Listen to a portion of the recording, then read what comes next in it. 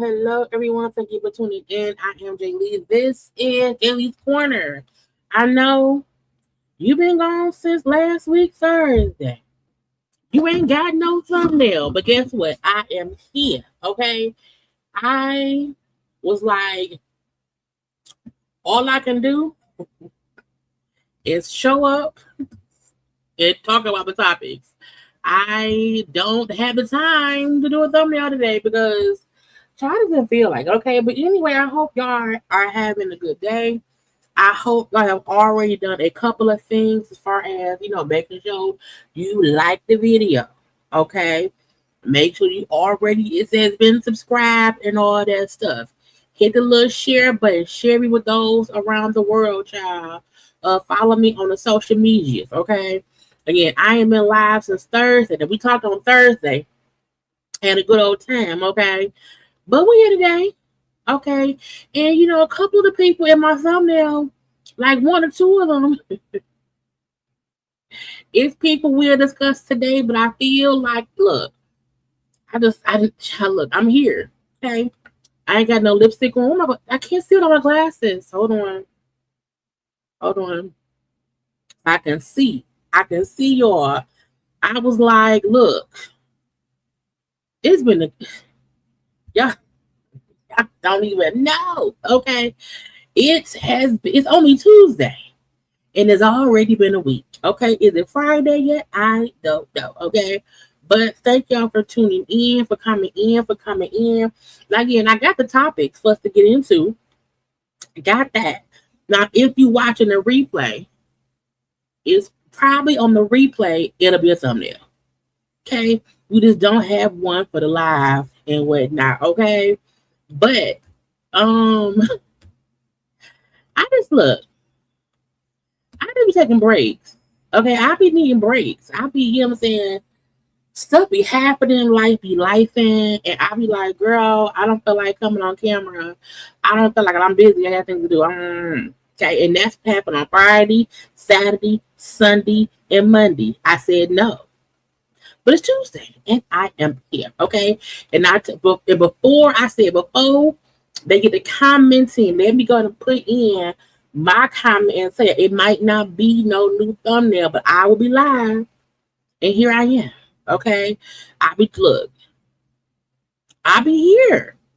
Okay, I showed up.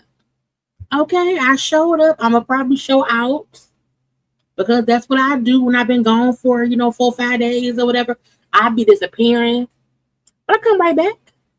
I do. I come on back. I come on back because there are things to talk about, and every time I see a new topic, I was like, I don't feel like talking about that one thing. I'm gonna wait till tomorrow, and tomorrow will come, and I'm like, bitch, I'm tired. I don't want to do that neither. Okay, and then it was Saturday, and I'm like, I'm busy. Okay, then it was Sunday. I'm like, it's a Sabbath. I gotta keep it holy. And then yesterday was a whole day. I could not do yesterday, but we here today. Okay, so get in here, get y'all a little snack, chill out. Okay, leave me alone. Don't make me, you know. But I'm here. Okay, I already look. I got the stuff saved and whatever, and that's it. I'ma say what I gotta say. Okay, this thumbnail is gonna do just right. Okay, because at the end of the day, we here for some hot topics. Okay, and for when for today. Okay, and what is the hot topics in pop culture? Okay, the celebrity and whatnot world news. Okay, some foolish shit and some shit in the chat. So we here. Okay, let me guess what I'm gonna do too. Okay, I'm gonna already share my screen. Why? Because who I'm waiting for. Okay, if you not here when I start, I ain't waiting no more. I don't know about a 4 hour. I don't know about that. I can't guarantee that. I can guarantee it. I can always guarantee a good 2. And 2 sometimes turn into 3. Because if one person and one person, 2 people, and they get together, sometimes that make 3. Okay.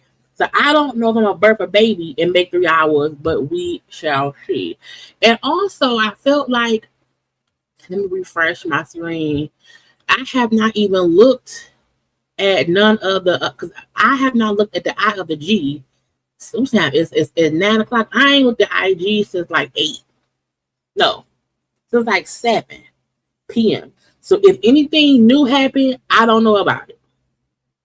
Okay. If anything new happened, I don't know about it, and we'll talk about it tomorrow or on Thursday. Well, no, because Thursday I won't be live Thursday because Thursday is the versus battle with Joe and Donnell Jones. Okay. So Thursday I will have an after show live chit chat about Joe versus Donnell Jones. I'll set that live tomorrow. Okay. The verses is supposed to be, I believe it'll be 9 p.m. Eastern. It's usually about 2 hours. Okay. So I'll have mine set, for like 10:45. But y'all know the rules.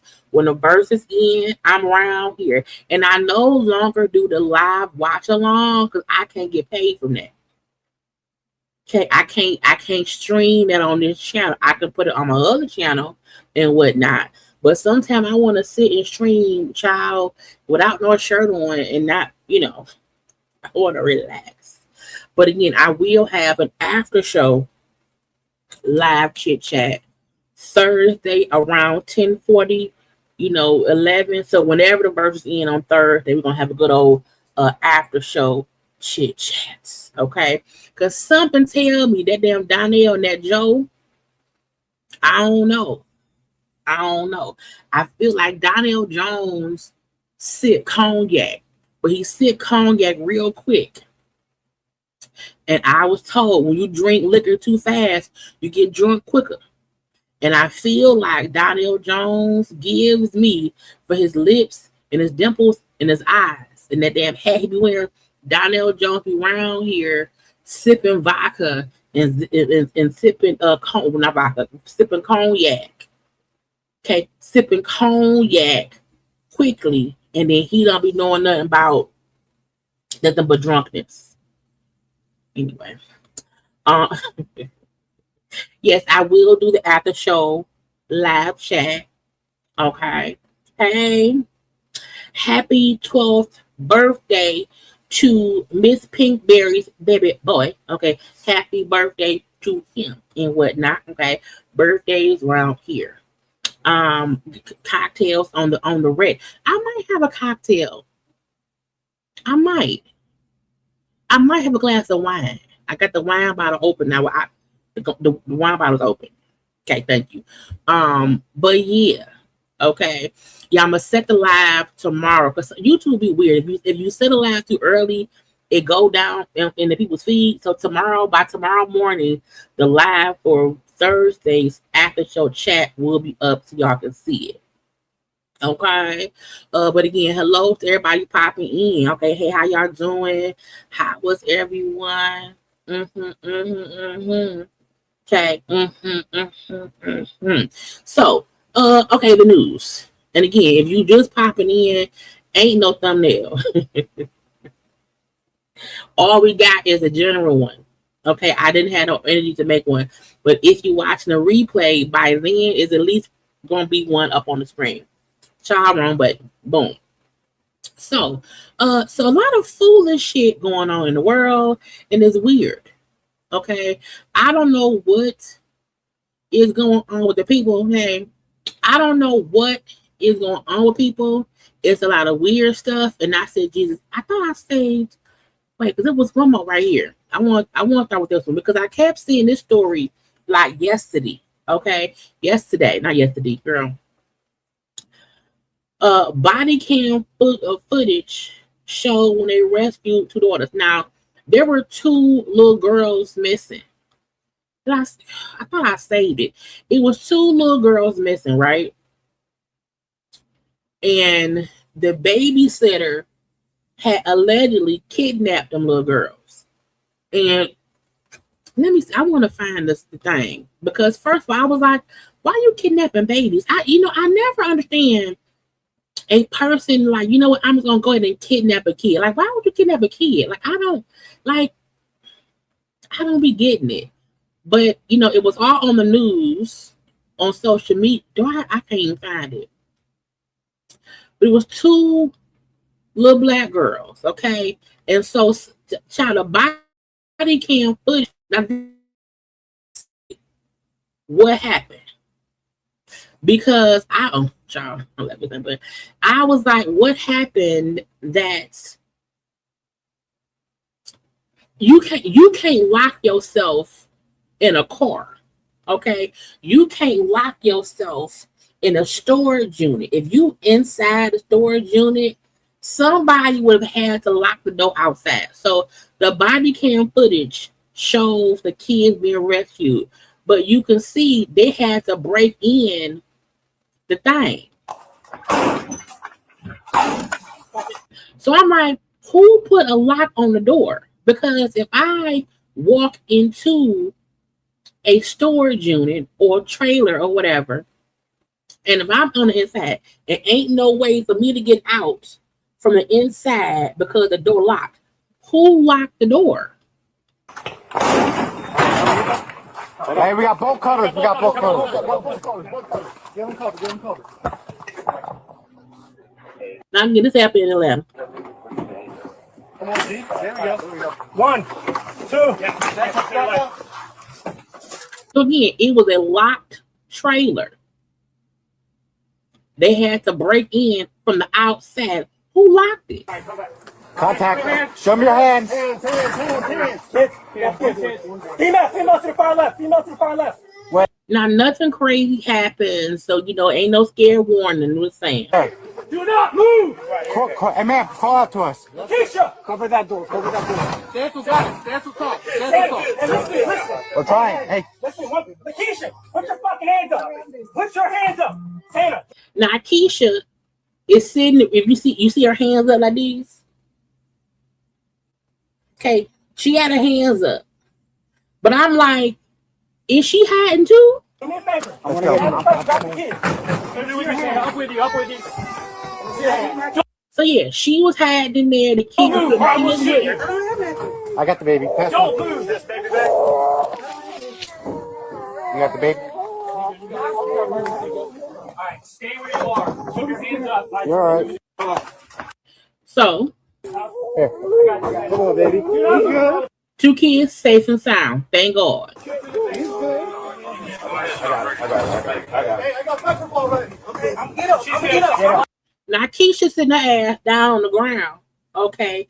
And I'm still wondering how did she get in there? Now, unless there was another entrance into the trailer, maybe in the front that we can't see. Maybe she climbed down because I'm fully watching now. You know, there's a window above her head. You see the window above her head right there? Okay, it's a little window right there. Maybe she climbed in there. I don't know. But the whole time I kept on saying, who locked the outside? I'm getting on. I got her other hand. I'm trying to. Can I get my legs stuck? My legs are stuck. That's why I'm asking you. All right. Can I get Here. So I'm still wondering who locked the door and whatnot. So that was the body cam for the Atlanta police release from them finding this little girl. So it was a 4-year-old and an 11-month-old. Okay, little Zola and Nora. Okay. And so it was a whole Amber Alert shop, the 2 missing black little girls shop, and the babysitter, bitch. Okay. Since according to Atlanta Police Department and footage reviewed by Atlanta media, officers found 4-year-old Zola and 11-month-old Nora inside a trailer on Monday the 17th, so yesterday, with their babysitter, 42-year-old Lakeisha Brown, who was now accused of kidnapping them. I mean, if the babies were in your care and you was babysitting, and then you left with the babies, I feel like that's literally kidnapping. Okay. The video released on Tuesday shows officers approaching a locked trailer at the Gateway South Apartments on Sylvan Road in Southwest Atlanta. Per the Atlanta News First, an officer used bolt cutters to remove the lock. Again, someone locked them in. I'm like, was there air in there? Because if you in a closed tank, can you breathe? I'm not sure. But he used little bolt cutters to cut it open to remove the lock before police open the rear door and discover Brown and the children inside. Officers can be heard, again, yelling, fussing. The conditions inside are now a major part of the case. According to the arrest warrant details obtained by Fox 5 Atlanta, the tow trailer had no air conditioning and only an overhead ventilation system. They said the outside temp reached about 97 degrees that day and described the interior as unclean and unsuitable for human habitation. Whose trailer was it?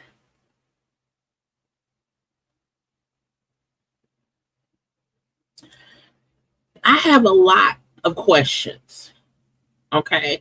Now, the girl's mama, Alicia Redding, said she first encountered Brown through social media after Brown posted about doing hair for expecting mothers. Redding said Brown reached out to her more than once before she accepted the offer, and the two began talking and developing a friendship.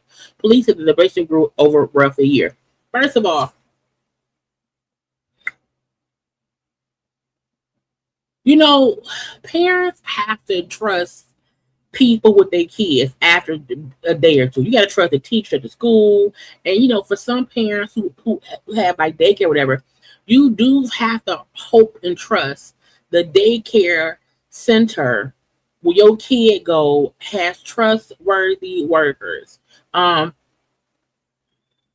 I'm not trusting the bitch who was on social media offering free hairstyles to watch my kids. Now, I don't know the situation. I don't know if the mama was desperate for a sitter. I don't know what it was. I don't know. It could be, well, I've known her for a year. She seemed cool. I had to go to work that one day.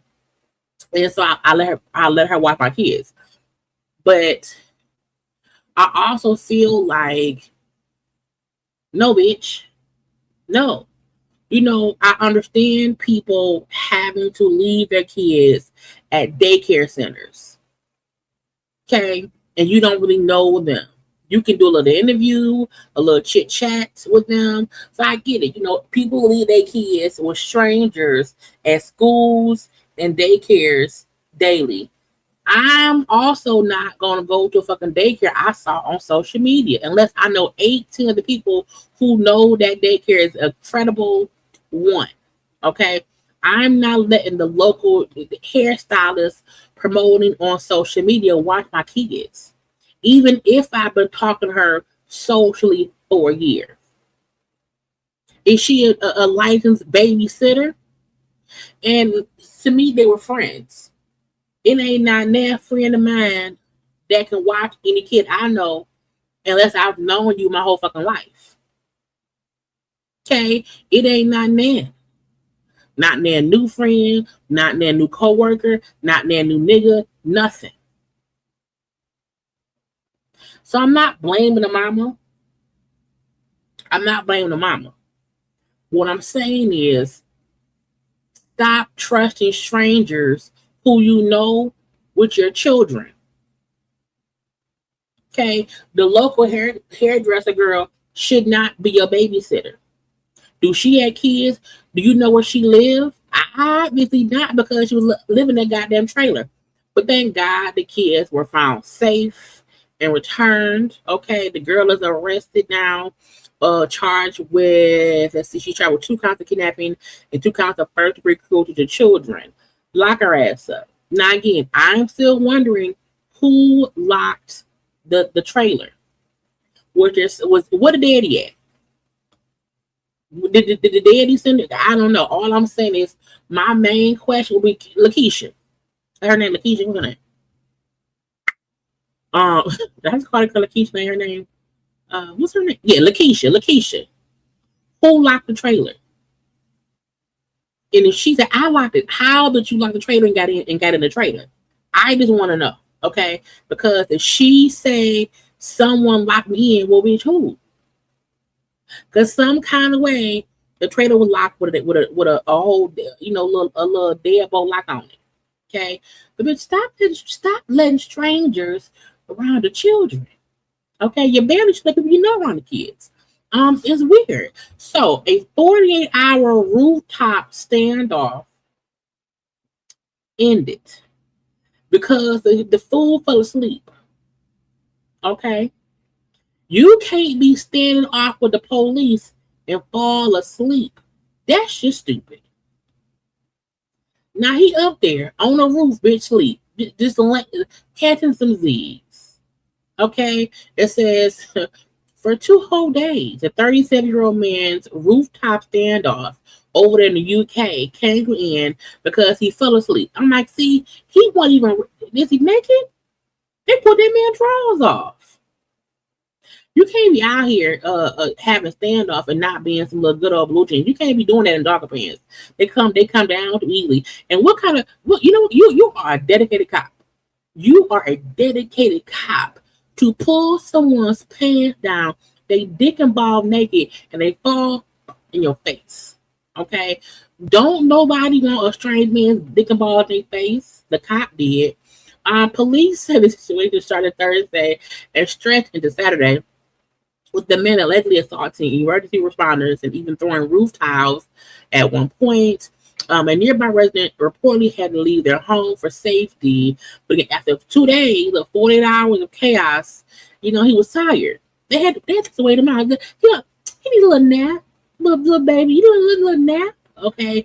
And as soon as they found out he was asleep, yank. And what kind of nigga is you? Because he ain't a nigga, he's a white person. But you asleep, face down, not ass up, but face down. Well, no, it was face down, ass up. So once they realized he was sleeping, he wasn't talking no more, he was tired, they had a little ladder, climbed up there and grabbed him down and got him a little naked and then put him down. He's been charged with 2 counts of assault, burglary for the stealing t-shirts and rum punch, not shirts and punch, child, and causing a public nuisance by sitting on the roof, and 2 counts of criminal damage. Look, y'all know I don't support violence. I don't support breaking laws, whatever. But if you're going to have a standoff with the police, you can't fall asleep. Once you feel that tired, just give up, because you didn't want to sleep. Now you're naked on the news. So again, I just need some folks to just not do things all the time. Speaking of not doing dumb shit. Now, I'm going to cut this down. It's loud to me. Okay? So, a 20-year-old woman had to be revived with CPR because she was trapped underwater after trying to cross a flooding bridge by cycling. To me, this is stupid. Okay? This is dumb.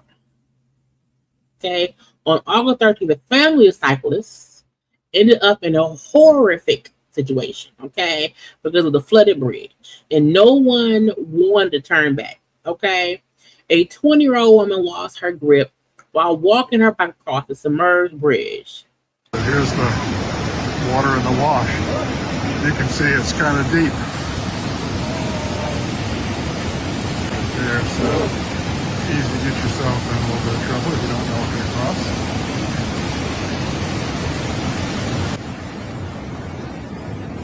We got everybody coming to help. She's being sucked down into the thing.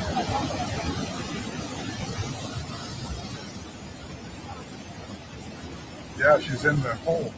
Now, bitch, why wouldn't you leave the bike and get away? Imagine your big friend say you died saving a bicycle.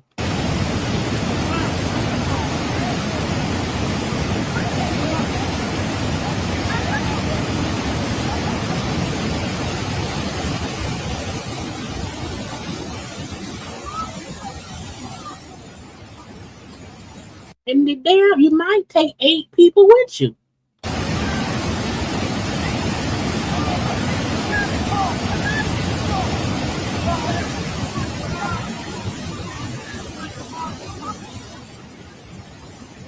Just stupid.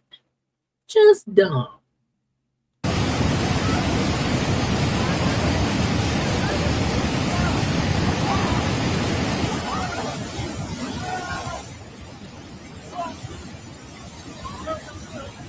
So we just lost another girl. That girl's down the street. And now your stupid ass, you up there trying to help Betty, okay? And now Helena ass then washed away at sea. One who got sucked through.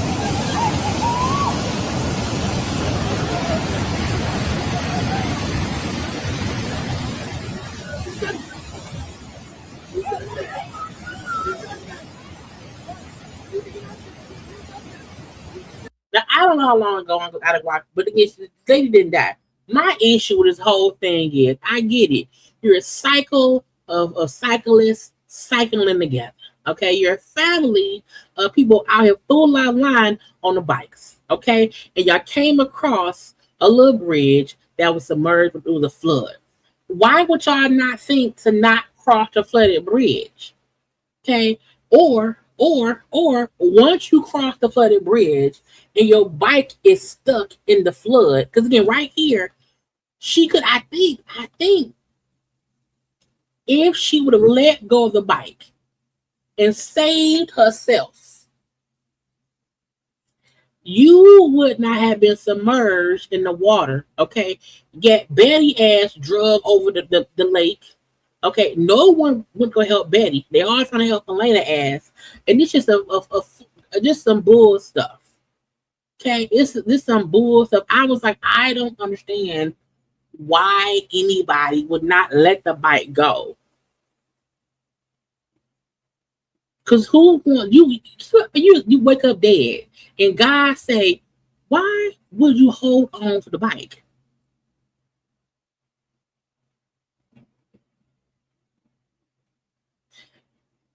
You saw the water overtaking your bike.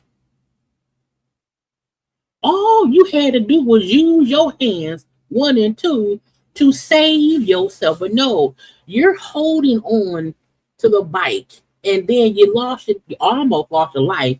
You damn sure lost that bike. You can buy a new bike. You can't buy a new you.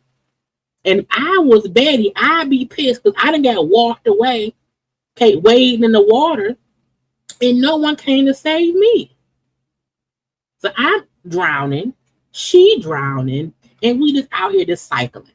Anyway, the lady didn't die. Okay, she had to get CPR or whatever. But y'all, if you ever getting drowned by a big old flood, let whatever you're holding on to that's keeping you drowning, let that shit go.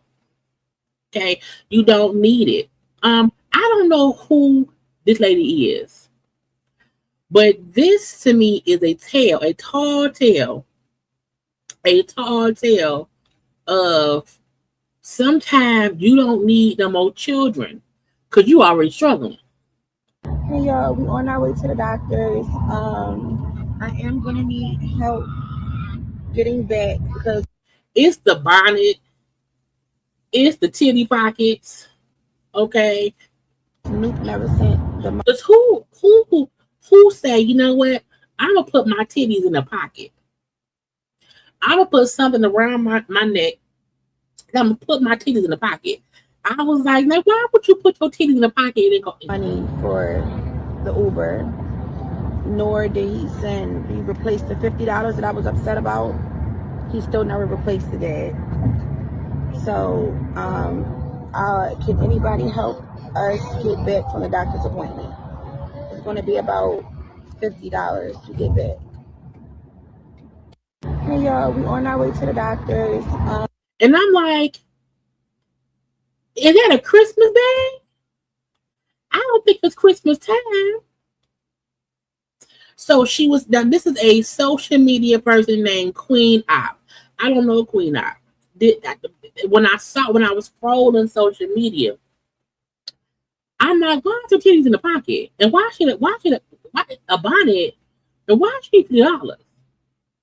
She was asking people to send her $50 because she needed to ride back to her hotel. I am gonna need help getting back because Nuke never sent the money for the Uber. Now I don't know who the fuck Nuke is, but Nuke, is he broke too? Nor did he replace the $50 that I was upset about. He still never replaced the debt. So you didn't have no money? Okay. Can somebody please help us get home? Well, to the hotel. It's going to be $50 to get us back to the hotel. Can somebody please help us get back? My feet are swollen, especially my right foot. It's really swollen. And it's really getting hard. It's becoming hard for me to walk around, honestly. And I'm literally starting to have breaks and hips contractions. If you don't have $50 to get to your doctor's appointments and you are on social media asking strangers for $50, you're not supposed to be having no baby. You shouldn't even be fucking. A wet coochie and an empty pocketbook is stupid. You hear me? You get what I'm saying? Okay. A wet vagina, but an empty pocketbook does not compute. Okay. How do you're carrying one baby on your arm, carrying the other baby in your belly? You should not be out here banking if you don't have the money for no shirt and no real hat and no real shoes. Okay.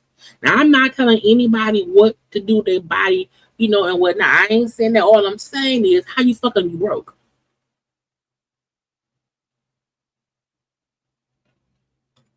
Can somebody please help us get home?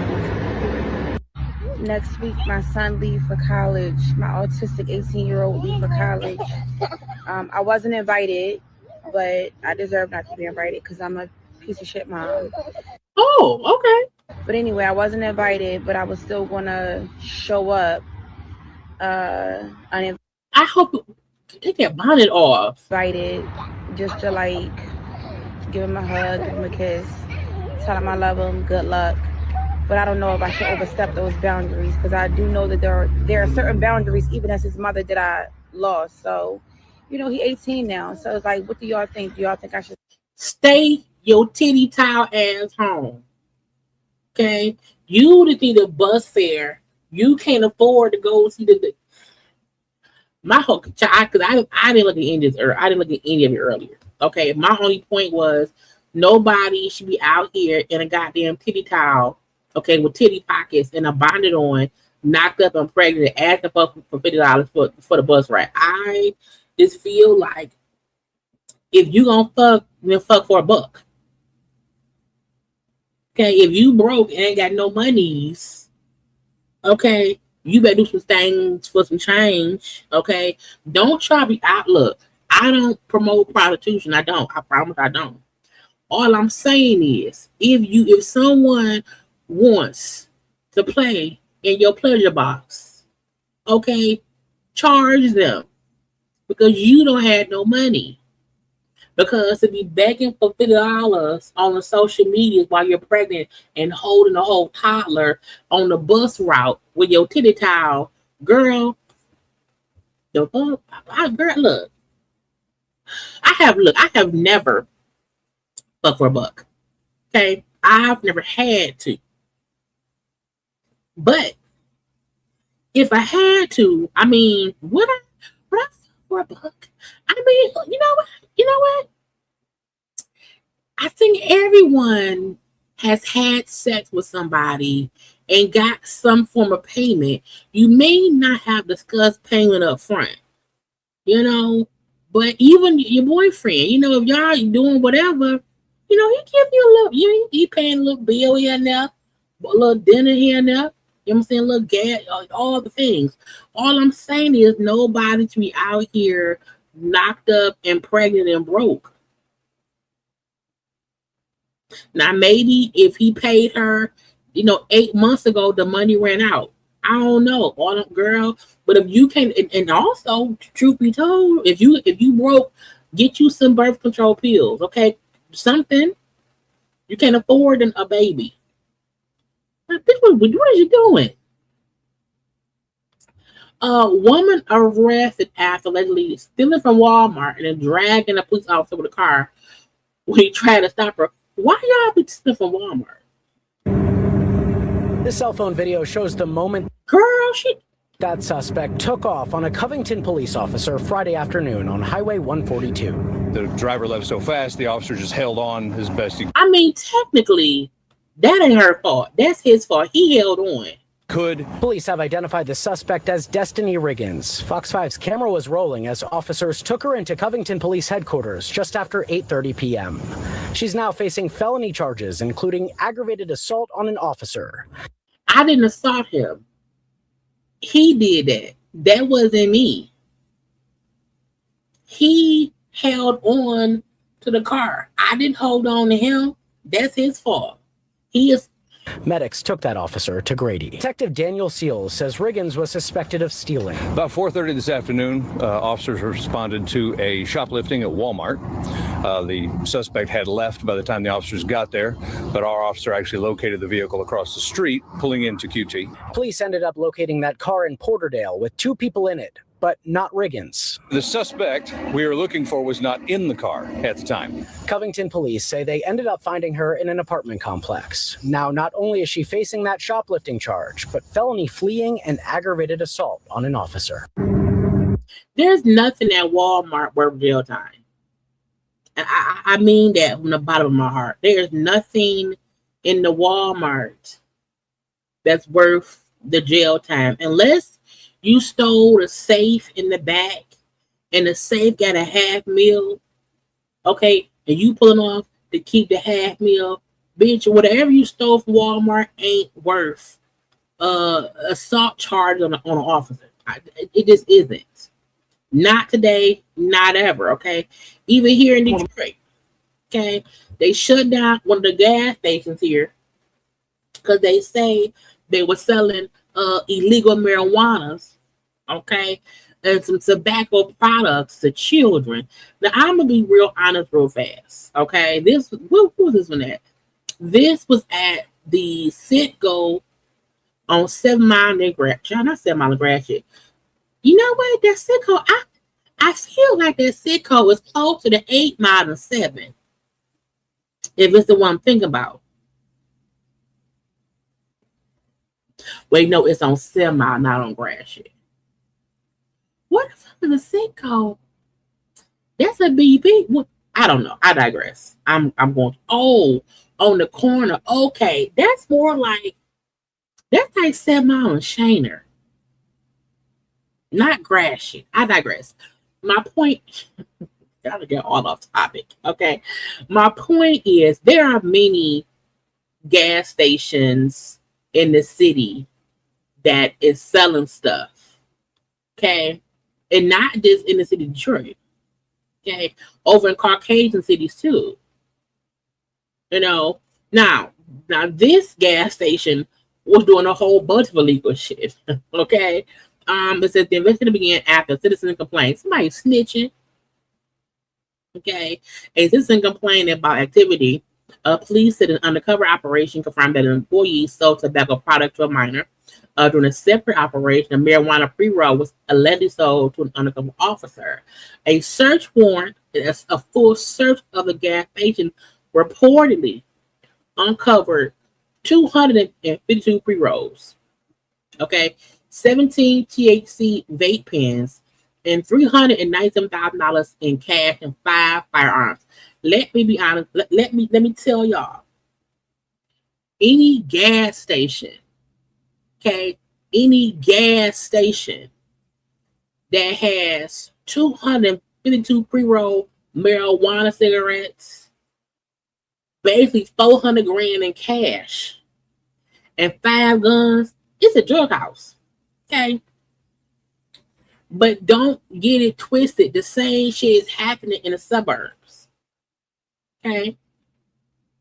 It's happening in the suburbs. Now this sicko, because that sicko sit on the corner of 7 Mile and Shaner.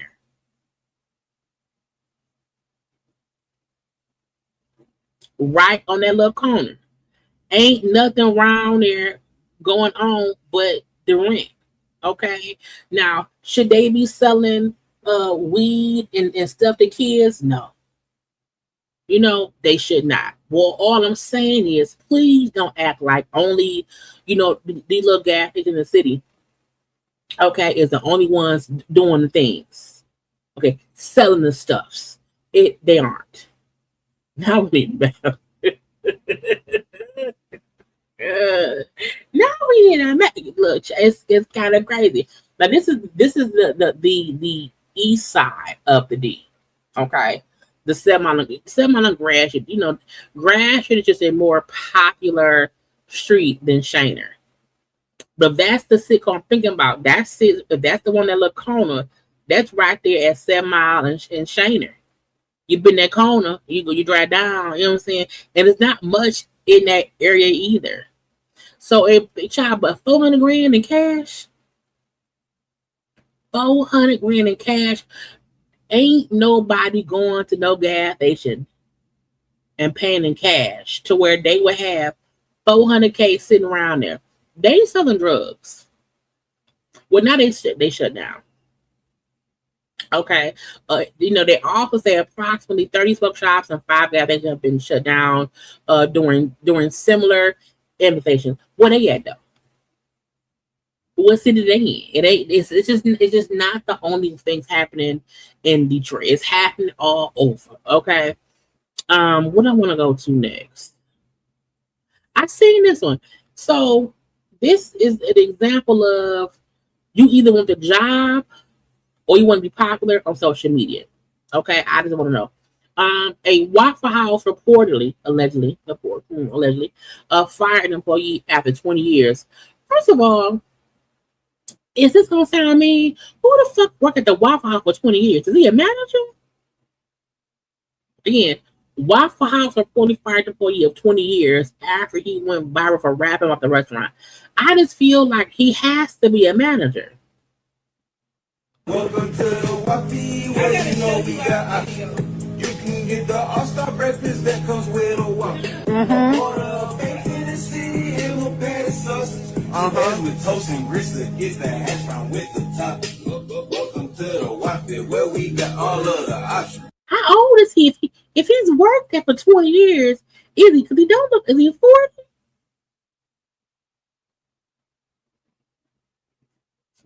Mm-hmm. 24/7, 365 low milk is popping. Welcome to Child.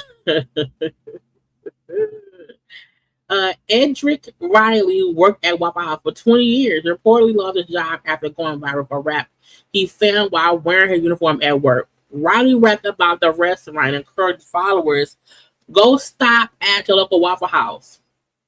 The video garnered millions of views and caught attention of CBS News. Waffle House said Riley's termination came after he refused to comply.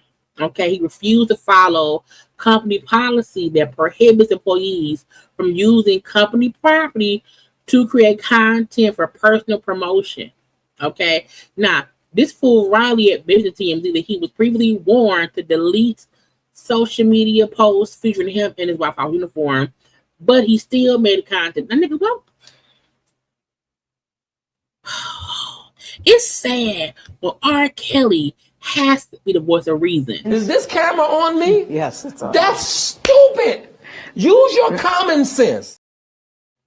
Because if your job told you, hey, you can't be at the Waffle House in your Waffle House uniform rapping on your social media, even if you rapping about waffles, don't do that.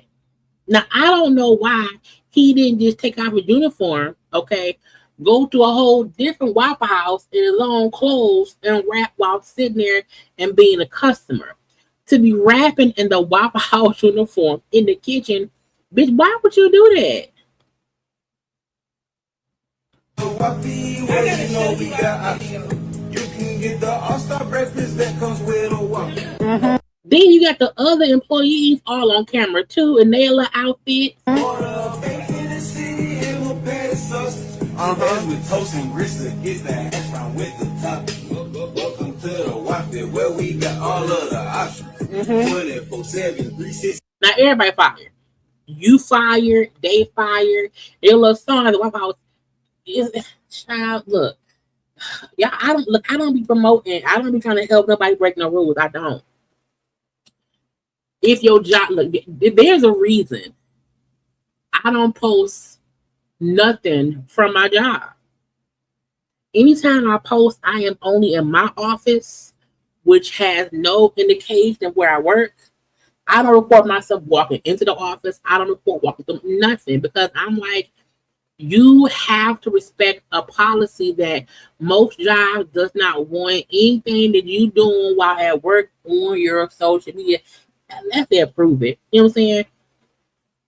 But you being at work in your work outfit, rapping, what was you thinking? And they told your ass, hey, stop it.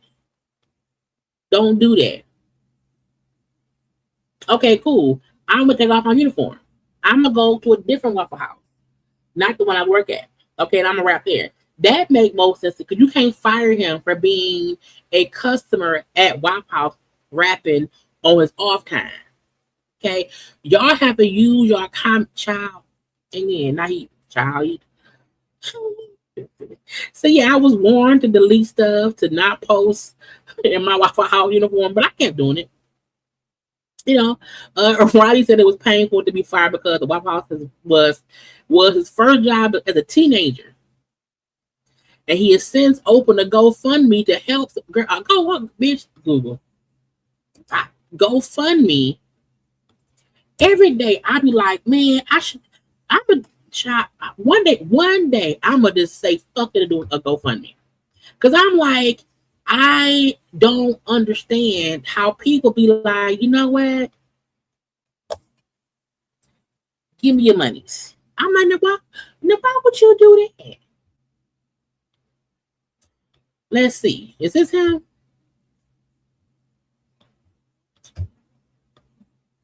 Super support rock star Riley's next chapter. Okay. And he want to raise $6,000. Yeah, 6. He is a rock star. He wants $6,000 for life. Okay. Now he's raised $1,800. Okay. My name is Rockstar Riley. I'm fundraising for myself as being fired from my job of 20 years. I gave that company years of loyalty, hard work, and dedication. During my time there, I even created a viral song about the company that helped bring them attention and better sales. Instead of feeling supported or appreciated, I would let go after everything I poured into that job. This has been painful and disappointing and so hard to process. Because even though they told me, to stop, performing in my uniform, and posting it on social media, I did it anyway. Right now, I'm asking for help so I can make it through the difficult season while I look for a better employment. Your support will help me cover basic living expenses, and give me some breathing room to get back on my feet. It will also help with studio time and promotion as I continue pursuing my music. How old are you? If you started working as a teenager and you've been there 20 years, how old is he? Because he don't say his age. Again, it will also with studio time and promotion as I can pursue my music career, music dream. So many of my fans have believed in from the start. Music is a big part of who I am. And I'm gonna keep pushing for. Bitch, you've been at Waffle House for 20 years. You ain't stop. To everyone who has been riding with me on this journey, I truly love and appreciate all of y'all. If you can please pray for me and support me in any way possible. Okay, donation. Stream my music. Sharing or liking my content. It helps me the Wi-Fi way. Thank you for standing with me and showing love to Rockstar Riley.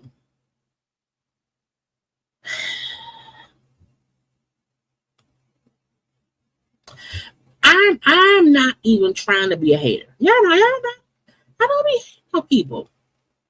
I don't be hating on people. But I feel like if you worked at the local Waffle House for 20 years and you then lose your job because your own reason, because you didn't listen to nobody, you can't then say I gave Waffle House the best 20 years of my life, and I had to find a new job. I need a better job. Okay. If you've been at Waffle House for 20 years, you should have your own Waffle House.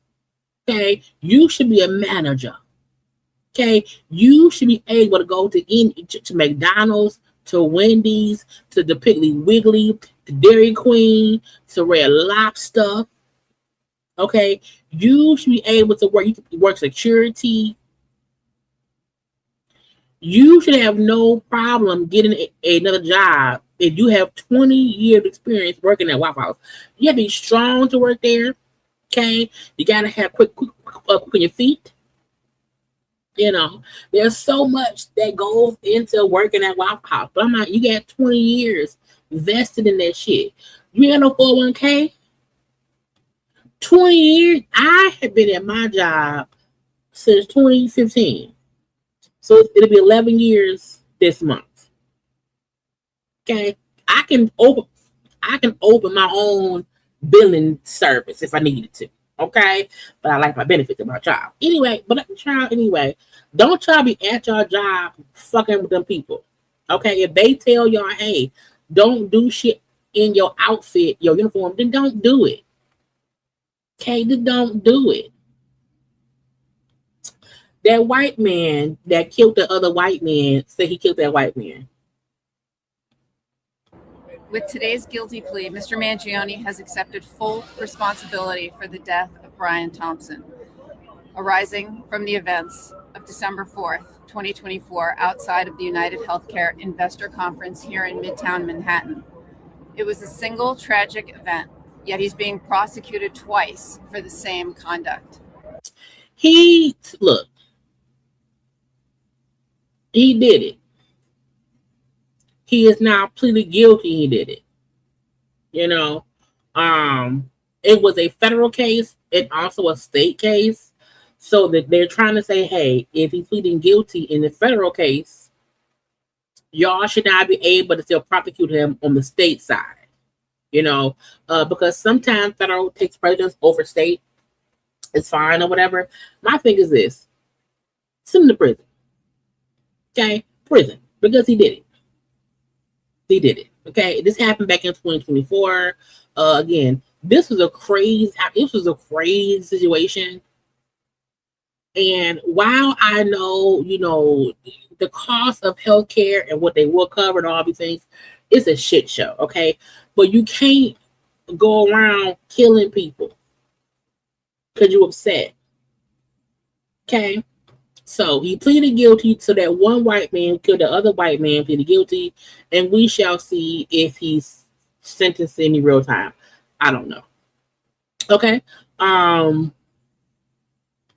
see this and I said, bitch, what? 14 current and former Penn State students charged in alleged cocaine ring, okay, involving 2 fraternities. Now, I just told y'all they up there showing Detroit, the Detroit gas station saying, oh, they up there selling weed. They up there doing cocaine, that cocaine at the college campuses. 2 fraternities at Penn State University are at the center of a highly profitable cocaine ring, according to state prosecutors. A cocaine ring. I ain't never seen nobody die from weed. Cocaine kills. Who say the drugs were cut and packaged right there in the frat houses, sometimes by pledges. Criminals. Dope dealing. Okay? Cut up that cocaine on the college campus. Among those charged, 13 current and former students and 1 student's father. The daddy. Because someone had to tell them how to cut it up, how to bag it up, how to sell it, how to not get caught. Because ain't no way that you have 14 people up at the school cutting up and selling that cocaine and no one knew. No, someone had to help them avoid getting caught until now. More now from CBS's Michael George. Investigators say all but 1 of the 14 charged were Penn State students at the time of the alleged criminal conduct. Pennsylvania's Attorney General Dave Sunday says the drug operation was run inside 2 fraternity houses in 2023 and 2024. Cocaine was primarily packaged at the fraternity houses. And in fact, we found those were crack houses, okay? Places where you up here cutting up drugs is crack houses. Okay, drug house. Not a fraternity, not a frat house. No, that is the drug house. Found a pattern of events that showed cutting and bagging cocaine was for some pledges and indoctrination into the Delta Upsilon and Sigma Chi fraternities. Can you imagine going to college to better yourself, okay? You're already white. Let's just be honest. You're 2 steps above other people just based on you being Caucasian. You gonna take your ass to college and pledge a fraternity, and a piece of the pledge, hey, cut up and back up this cocaine. I'm like, now why would I am 44 and I have dated in my past. I don't live there no more. I have dated people who worked in the pharmaceutical of the streets, okay? And even I don't have no idea how to cut up and bag cocaine. But you Caucasianites up there at the school cutting up cocaine and having pledges do that as a part of pledging? Authorities say the 2 main dealers were senior members of the fraternities. Agostino Abatiello was at the very top of the chain. Thomas Robinson was a rung below that on the ladder. Oh, the 2 King Kongs in charge, okay? According to the criminal complaint, the drugs were sold at parties and other college social events. One defendant is accused of buying more than 5 pounds of cocaine in a 9-month period. 6 defendants are facing felony charges. Cocaine up the nose, cocaine in the pockets, 5 pounds. 8 others are charged with misdemeanors. Penn State says it's placing Delta Upsilon on interim suspension pending an investigation. If the fraternity was cutting up cocaine, the whole house should be shut down for life because everyone knew. You can't hide a cocaine. Look, I'm not an expert by any means, okay? You can't hide a cocaine operation. You can't. Everyone is aware of it. Okay? Everyone is aware of it.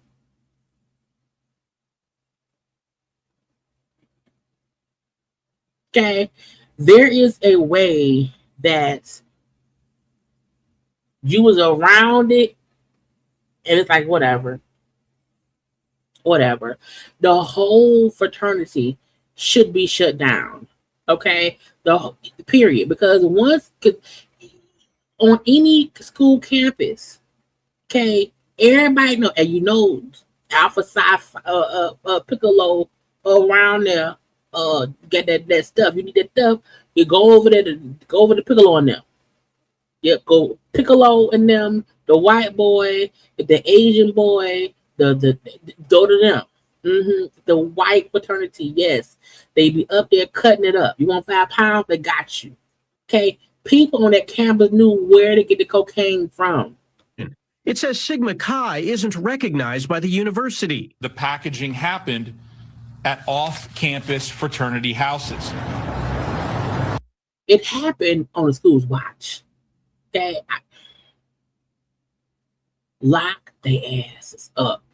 Again, 14 people were charged altogether, including the father of one student who was accused of hiding evidence and attempting to interfere with the investigation. Okay? Lock their ass up. Lock their ass up. Okay? Ghost and Tommy,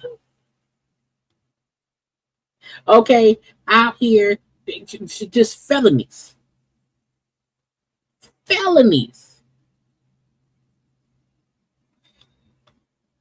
Look, I'm telling you, if you wasn't selling drugs in the 70s and the 80s, don't be, or maybe the 90s, I don't know. You can't be getting into the drug game in the 2020s, okay? No one should be trying to start drugging, dealing now, okay? They can't. It's just stupid. It's just dumb, okay? I don't know what this is. It says a man fired his lawyer during a hearing, claimed the man tried to actually assault him. What?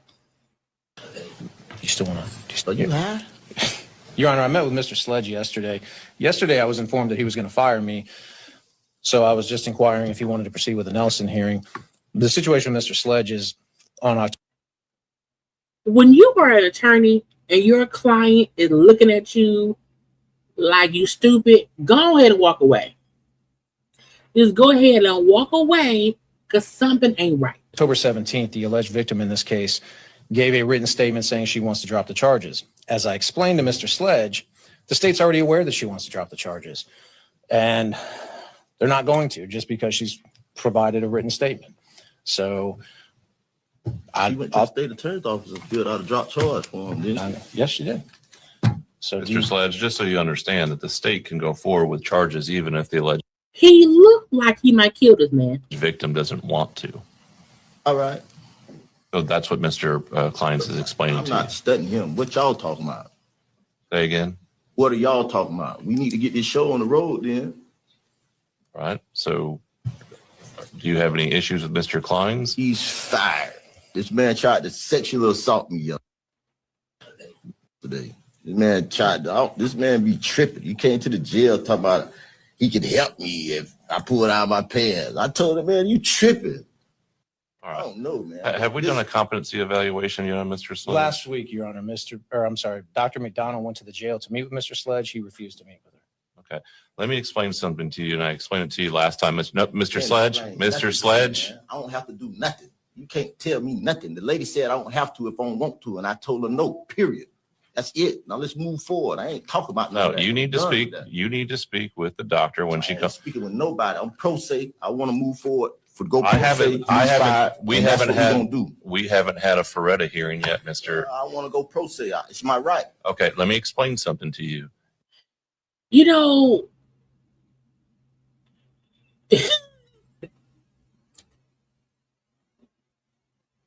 it's the fact they say he tried to. He said if I put my pants down, I'm like, now why would he say that?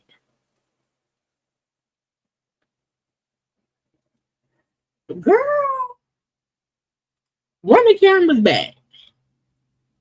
Now you can one.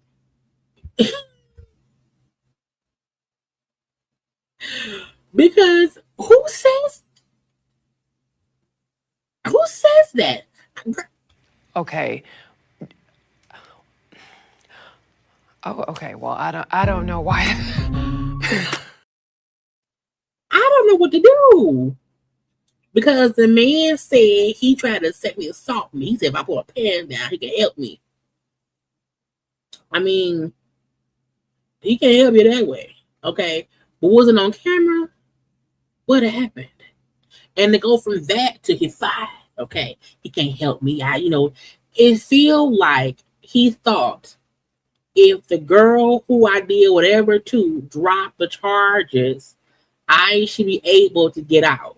And when Lawyer Man said that ain't what's gonna happen, okay, yeah, she said I don't want to press charges, but the state can still proceed without the girl. And he's saying he pissed off. But girl, It's your right, but I still have to determine through Mr. Sledge. Here's the problem, Mr. Sledge. Every time I try to explain something to you, you start talking. Man. You stupid. You tripping. All right. I ain't did nothing. You need to get this. Tell me why I should today.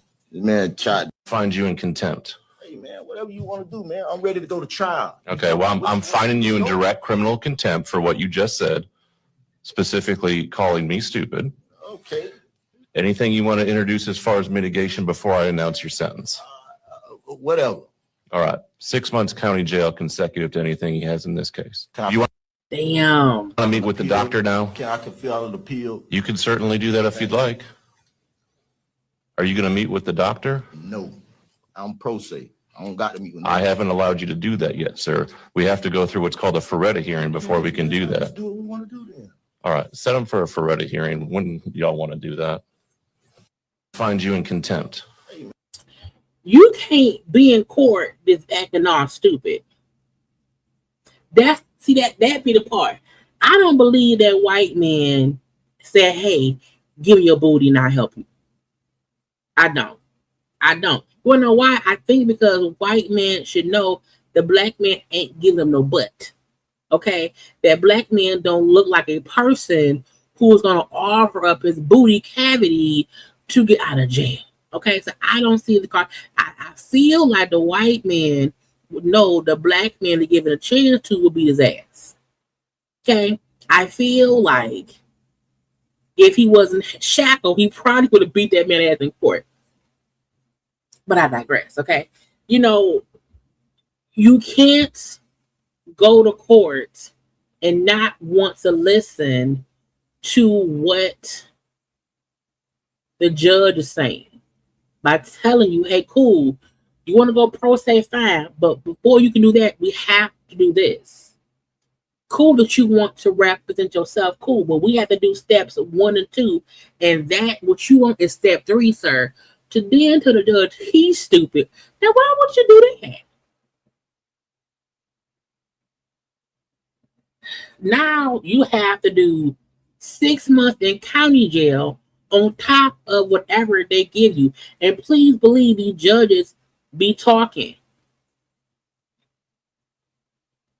Okay, you done cussed out the one Caucasian judge. The other judge is going to say, yeah, lock his ass up. Okay, yeah, the lawyer was like, please fire me. You still want to? Your Honor, I met with Mr. Sledge yesterday.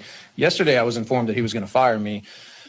So I was just inquiring if he wanted to proceed with the Nelson hearing.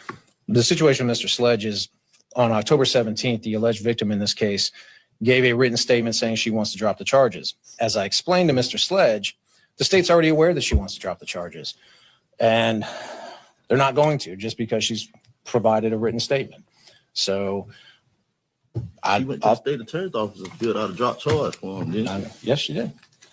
So Mr. Sledge, just so you understand that the state can go forward with charges even if the alleged victim doesn't want to. All right. So that's what Mr. Kleins is explaining I'm to you. not studying him. What y'all talking about? Say again. What are y'all talking about? We need to get this show on the road then.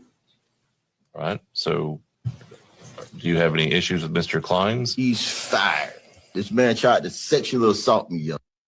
Oh, this man be tripping. He came to the jail talking about he could help me if I pulled out my pants. I told him, man, you tripping.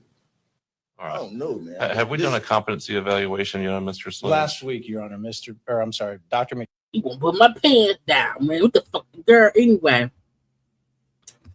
and now you in jail with no lawyer. The last story I will get into today is because it's in Detroit. So, Fox 2 News. Here we have Fox 2 News Detroit. We have Channel 4 News. We have Channel 2 was 2, 4, and 7. Okay. Fox 2 News, Taryn Asher was one of our newscasters. Okay. One of the anchors around here. And now I'm like, where Taryn at? She been gone for a bit of a minute. Now she has not been on air since around maybe like November. She was in something over here, and I did not know why. Okay, turns out she was fired. Okay, and she was fired, and then she's suing the news station here. Okay, so she was suing them. I had to pull it up, the story. Okay, well, let me look at it. Hold on. So Taryn was suing the former news anchor here in the D, and she filed a lawsuit against the television station, claiming what did she say? A discrimination on the basis of her gender. Okay, so she's been off air since November of 2025. Okay, so that has been going on. She filed a lawsuit in, I believe, in June of this year. Now, recently, a clip of her has been circulating, and I kept on saying, that's Taryn Asher? What the fuck is going on? Why is it? And I never really listened to the clip until earlier today. Okay, so let's push play. Let's listen. Again, Taryn Asher is a anchor here and has been for a while. I'm going to have to do that again. What's up, Trace? I think you're in a... I am. I'm in Amy's script, the Amy's Angels one. There was, the second thing didn't make sense, so I was just trying to fix that part. And It's not even marked off. Like, we're still working. I know, but I didn't have time because we have to do this, so I was still reading it. See, I mean, I can't wait for you to go through them all, and then I go through them, because then I'm already getting ready by then. But this time we had to do the PSAs, so. Finish what? What I was trying to say. Okay, because Sean just came in here and said something about marking off. Go ahead. I don't think you are. You're walking out really angry. Jeez, oh, Pete.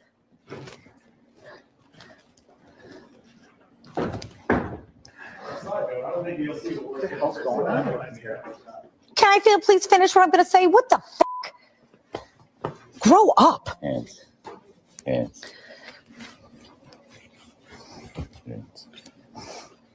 I'm so done with her antics, telling on me every 5 seconds. I'm done. I know. So, as we see, she was called the girl a bitch. Little outburst. Look, y'all, we know at work, people get on your nerve. You want to cut their ass out. The key to it is you can't do that shit on camera. Okay, if you want to call somebody a bitch and say and all of that, you have to do that in the privacy of when no one else can hear you. there is no one I vent to at work when I'm frustrated. Like, I don't. I might be like, this motherfucker. You know what I'm saying? But I have never done that on a video call, on a Teams meeting, on a Zoom call. No.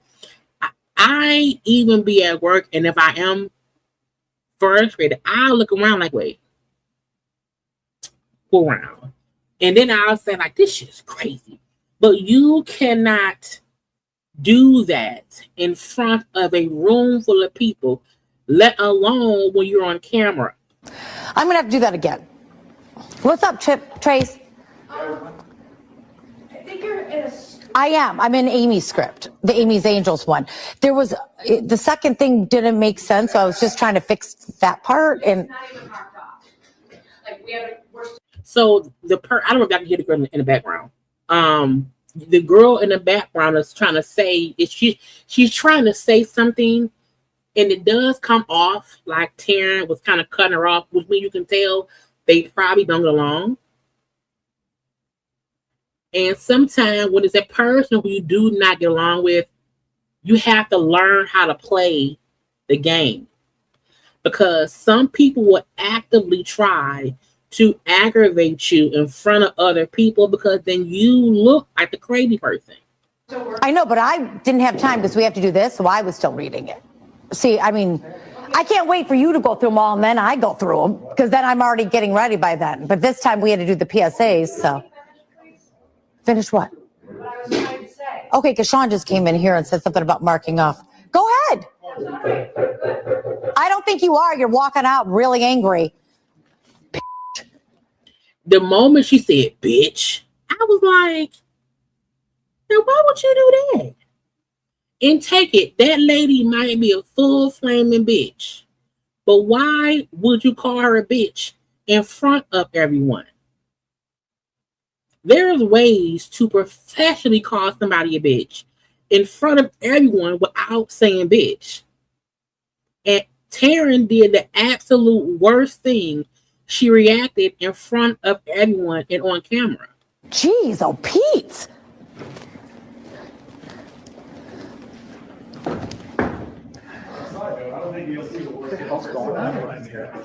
Can I please finish what I'm going to say? What the fuck? Grow up. Yes. Yes. I'm so done with her antics, telling on me every 5 seconds. I'm done. I know. Just stupid. Just dumb. So this was, I'm like, why is this out here? She sued the station, the TV station here. They counter. They responded and said, no, she was fired because she was a professional. Okay. She was let go because of her antics on camera. Okay. So this was proof, as they would say, of what she does. And this is proof that you can't make it seem as if you were fired because you're a woman. They're saying, well, no, we fired you because you were rude to people. What did they say? Let's see. The people said, the girl, no. Okay. You were rude and we have outbursts. You were unprofessional. You have these cussing fits. So they then posted and shared in some kind of way her being unprofessional. Again, I'm not saying that your coworkers won't piss you off and you will want to call them a bitch, but you call them a bitch in your head. As they're talking, Tupac is playing. First off, hit him up as playing in your head. Okay, hit him up as playing in your head. You can't say it out loud. So even if they did not like her because she's a woman or whatever her reason for the lawsuit was, she said discrimination for the woman. Their point was, no, we fired you because you were extremely unprofessional, using profanity and outbursts in the newsroom. You can't do that. You can't do that. You can't say, well, it's because of me being a woman. And I also, there's a few women on our shows here. So I don't know how that's going to go. Okay. But they say no, she was extremely unprofessional. And they gave 13 examples in their filing against her, saying, well, no, she was unprofessional. And to me, this one video is proof. Again, I always tell y'all, you should never, ever, ever give anybody the proof they need to make you be the villain. Because even if on every third Tuesday that bitchy coworker pissed you off and you didn't say shit, but that last time you cussed her ass out, they're going to say, see, look how bad she is. See, look how she was out here fussing and fussing and fussing. Look, she called the coworker bitch in front of everybody. Look, someone tried to, question what's going on the sound stage, and she got pissed off. Look, she called her childish. Look, that's unprofessional.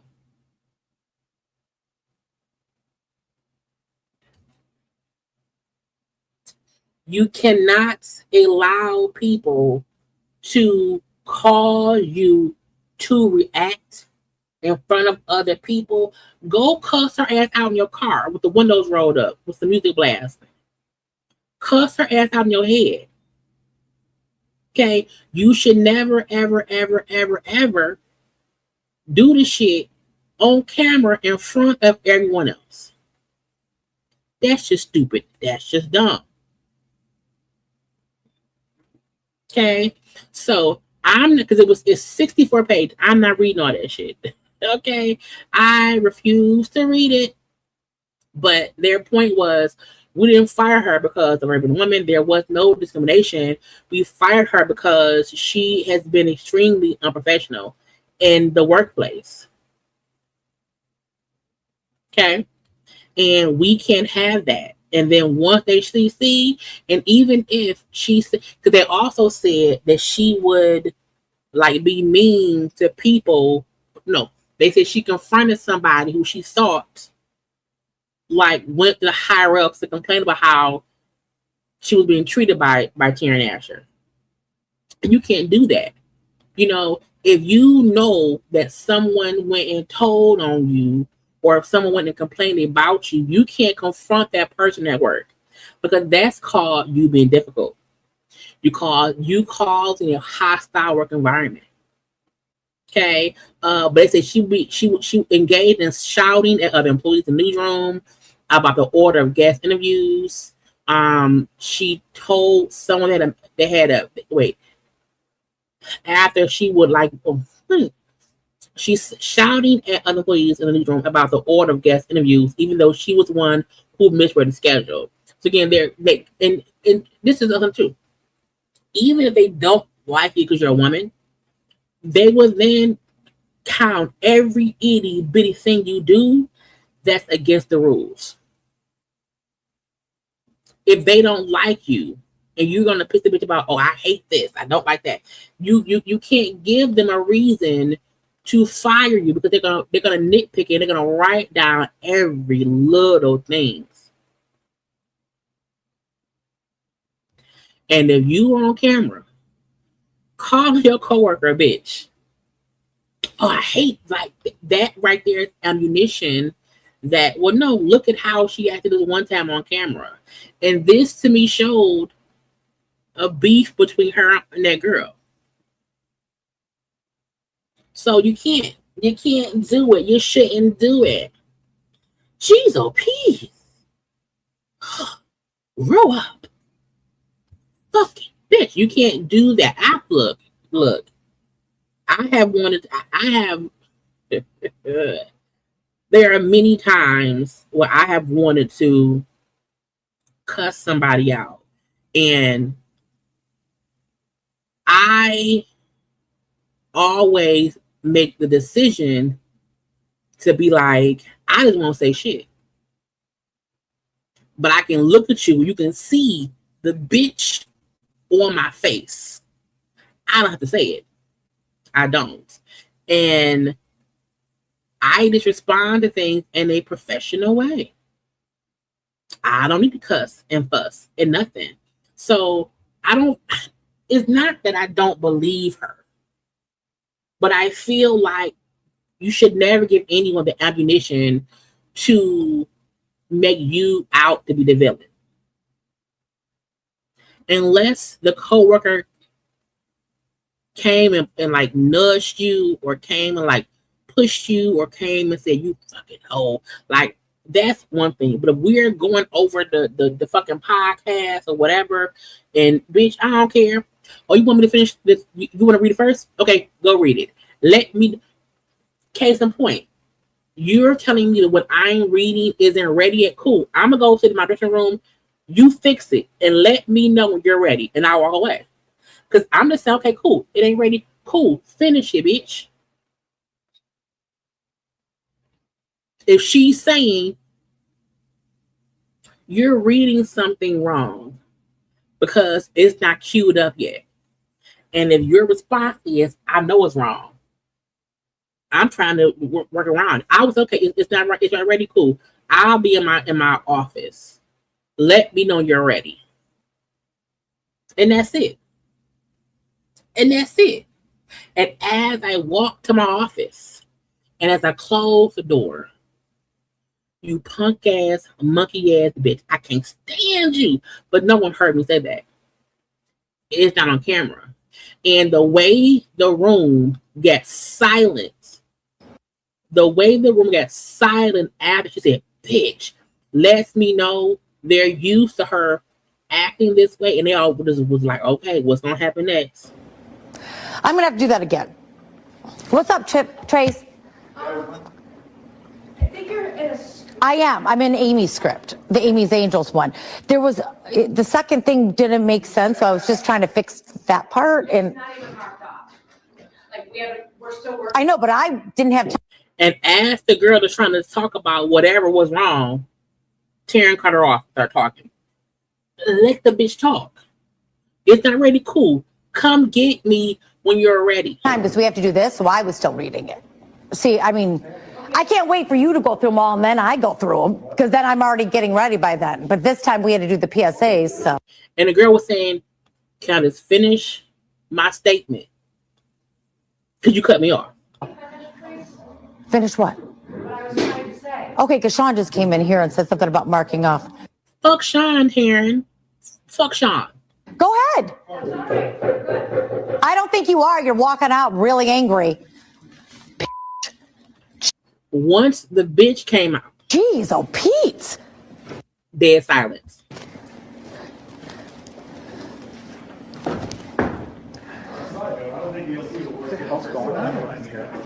Can I please finish what I'm going to say? What the fuck? What the fuck? Grow up. And all of that is on record with HR. All of that is on record with HR. Because if people were complaining about you to HR, you just gave them 2 more knots. She called me a bitch. And she called me childish. In front of everyone. I'm already the youngest. And I'm trying to work my finger to the bone to not be looked at as a child. And then Taryn called me a bitch in front of everybody. And now she's a victim. And Taryn Asher is the villain.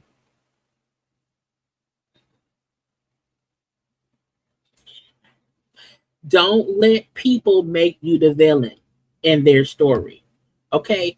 Cuss their ass out in your head, in your dressing room, in your car. Okay? Because at the end of the day, some people's point in life is to make your life difficult. Okay? That's the last random ass story. Y'all like the video, and then come on back and so we can do the celebrity people.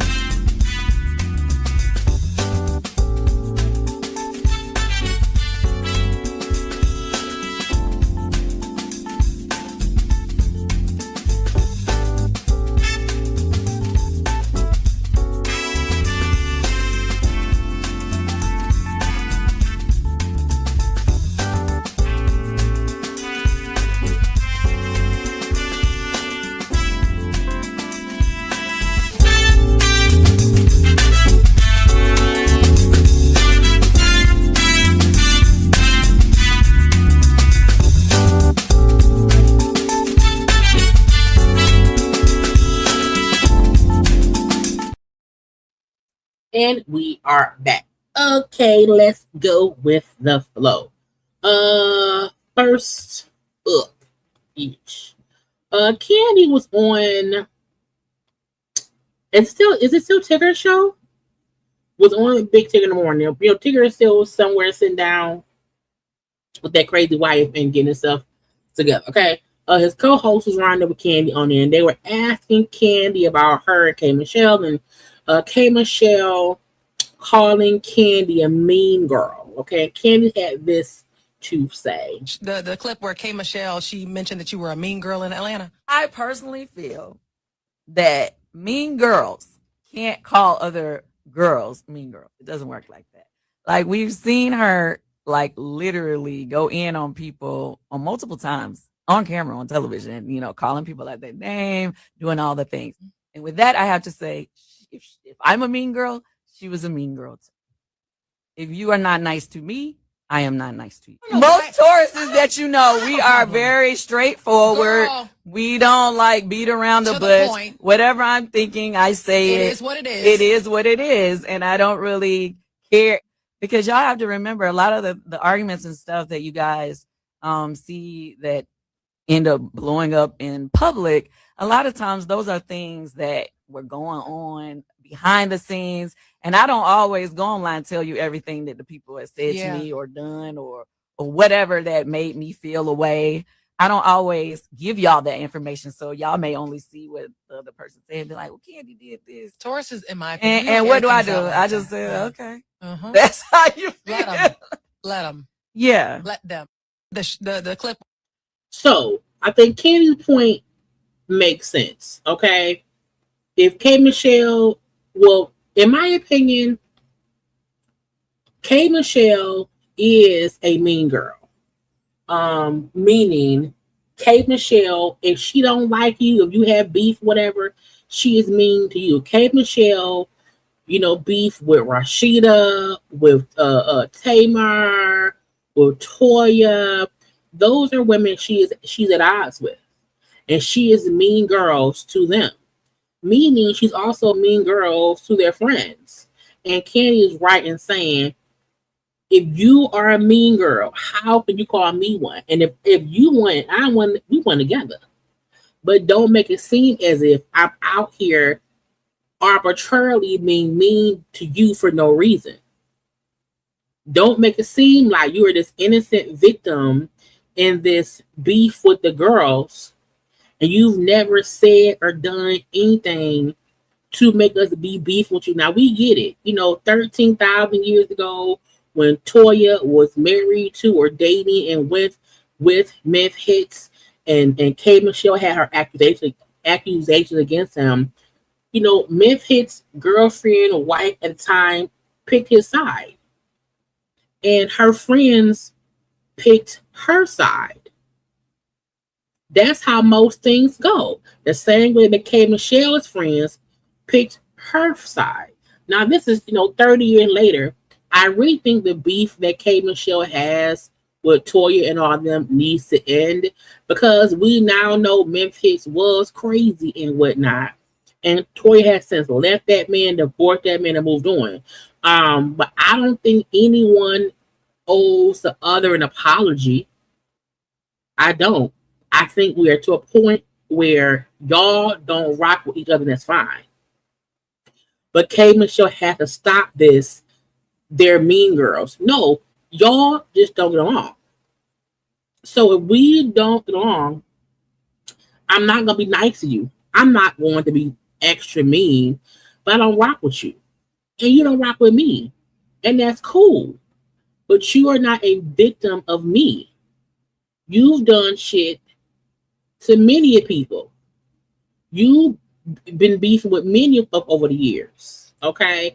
Now, again, most of that shit is from the shit with Memphis and Toya. Leave that shit alone. And if we was not cool back in 2010, we not going to be cool in 2026. And that's okay. That does not make me a mean girl. That means, bitch, I don't rock with you, you don't rock with me, and that's it. Our paths don't have to cross, and that's it. So I don't like the whole K Michelle thinking, oh, they're the mean girls, because that's K Michelle's way to always be the victim. To always be the, and that's only because, and this is the thing, the reason Kandi name get brought up because she's cool with everybody.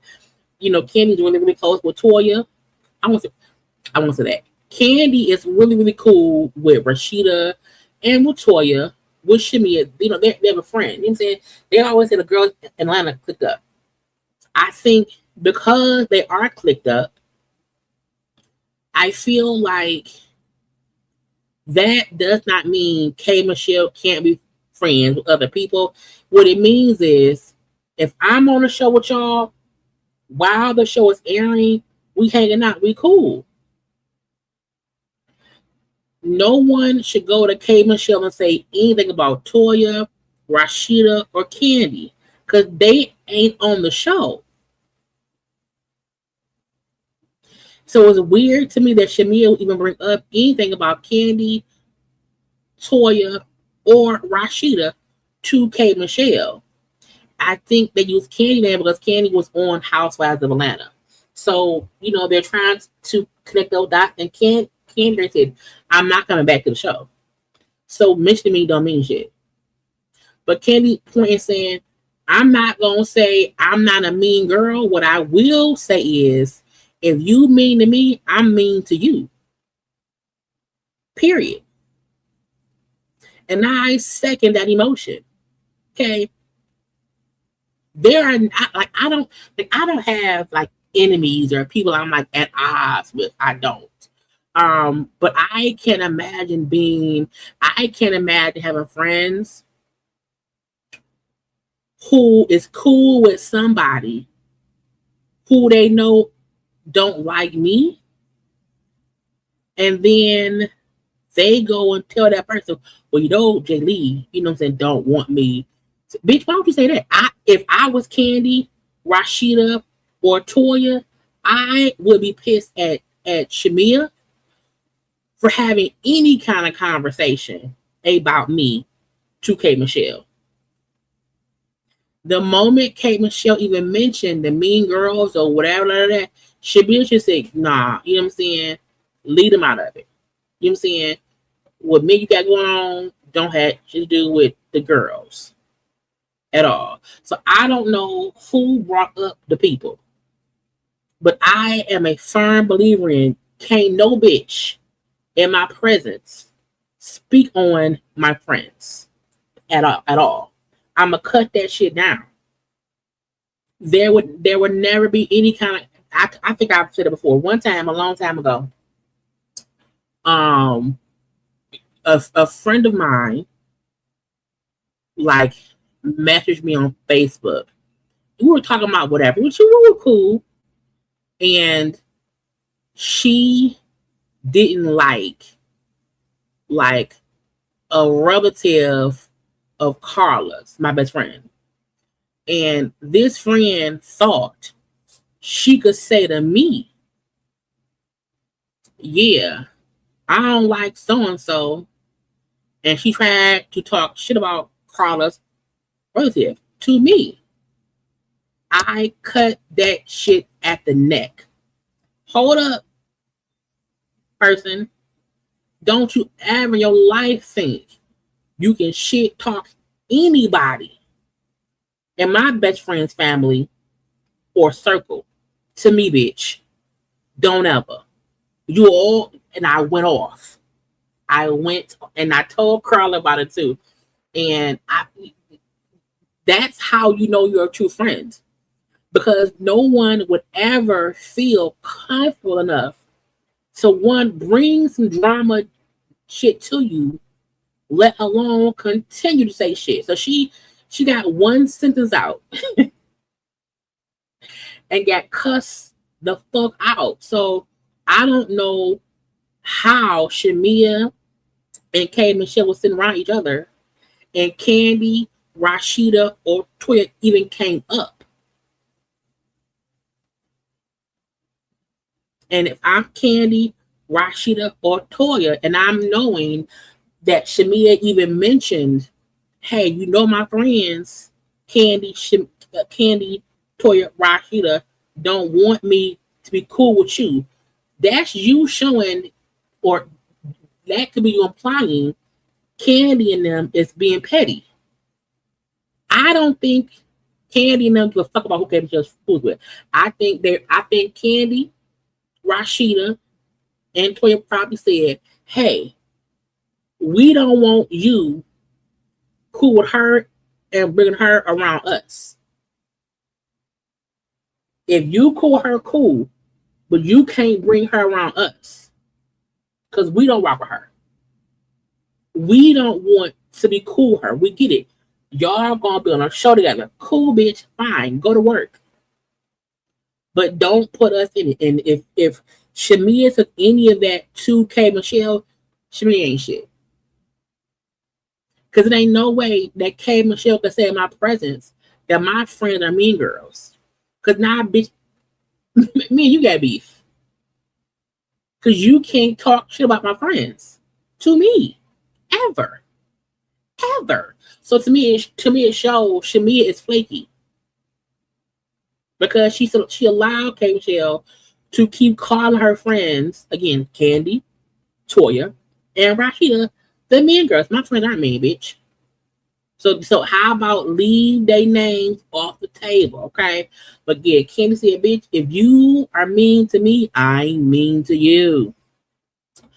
Andrew Gilliam, okay, was in jail, right? Now, he was arrested, okay? I believe he was also tested for drugs and like tested positive for meth or something. And so he was supposed to go to jail, okay? But he left jail for rehab. Now I'm like, I mean, rehab is a good thing. You know, a judge has ordered former Florida is a gubernatorial, I don't know, the candidate child, and to give him release from Baldwin County Jail after his recent arrest on drug charges and into a Cumberland Heights treatment center. Okay, for an inpatient, my back is itching, for an inpatient drug and alcohol treatment program. He must remain there for at least 30 days or however long it takes to complete the program. He must wear a GPS ankle monitor throughout his stay and will not be allowed passes during intensive inpatient treatments. If he leaves, okay, without authorization, the judge has ordered that he be treated as an escapee and immediately arrested. Okay. He was arrested on July 2nd. They found methamphetamines, weed, drug paraphernalia in his vehicle. He was released and entered a court-ordered random drug testing program. He tested negative on July 16th, and then on August 6th, he missed a required drug test and later tested positive for methamphetamine at a court appearance, meaning he on that shit. So again, to me, go ahead on, get to the rehab, okay? When people are addicted to drugs, I do feel like treatment centers are better than prison, but you can't do no quick because you can't kick meth in 30 days. I feel like give them a 6-month treatment, at least 3 months worth of inpatient, and then maybe 3 months of outpatient, and then a year or two supervised, whatever. That's to me a good way to help someone kick their habit. But you can't just send someone to jail and think, oh, they're fat. They won't. His issue is he's a drug addict. Okay, he on that shit. Okay, and that's unfortunate. Okay, so to me, yes, take him out of jail, put his ass in treatment, because what happens with that is once you're in treatment, you either gonna do it or you're not. Because no one can force any addict to stop being an addict. They have to want it on their own. So, hopefully he takes it serious and gets clean, because drugs, cocaine is a hell of a drug, bitch. You hear me? Howie Mandel, okay, admits to paying for sexual massage. You can happy endings at the massage parlors? During an August 11th episode of his podcast, Howie Mandel does stuff. Now, Howie Mandel also was like a germaphobe. I don't know how anybody who claims to be a germaphobe and doesn't like touching people, you're allowing strangers at the massage parlor to touch your girl. Anyway, he admitted that he pays for actual services at massage parlor despite being married for 48 years. Okay. Now look, is he getting head? A hand job? Was one of the two. Okay. Let's see. He said that he paid for tuggies from time to time. He added is $25 and I get hand jobs. Now what? Can't your wife give you, maybe you know what? Maybe he wants different hands. I don't know. You know, if you've been married for 48 years, maybe you do. I don't know, because I have not been married for at all, let alone 40 years. But I mean, does your wife know? Again, you paid $25. First of all, anybody charging $25 to shake up somebody's steak sauce, you should get paid more than that. Okay, the hand-eye coordination, your carpal tunnel. Okay, the juices. Okay, I'm gonna need $75. Okay, if you're coming to because your whole establishment can get shut down, and you charging $25. Now, it also said the conversation was weird as fuck because Howie's adult daughter was there for the conversation, okay? It says Howie recalled one particular awkward encounter when he asked the masseuse for a shoulder massage after she had finished, saying she looked at him like, get the fuck out of here. Yes. Okay. When Camilla noted that the process usually starts the massage, and that's why it's called a happy ending. Howie quipped, don't you think it would be happy if she just loosened my look.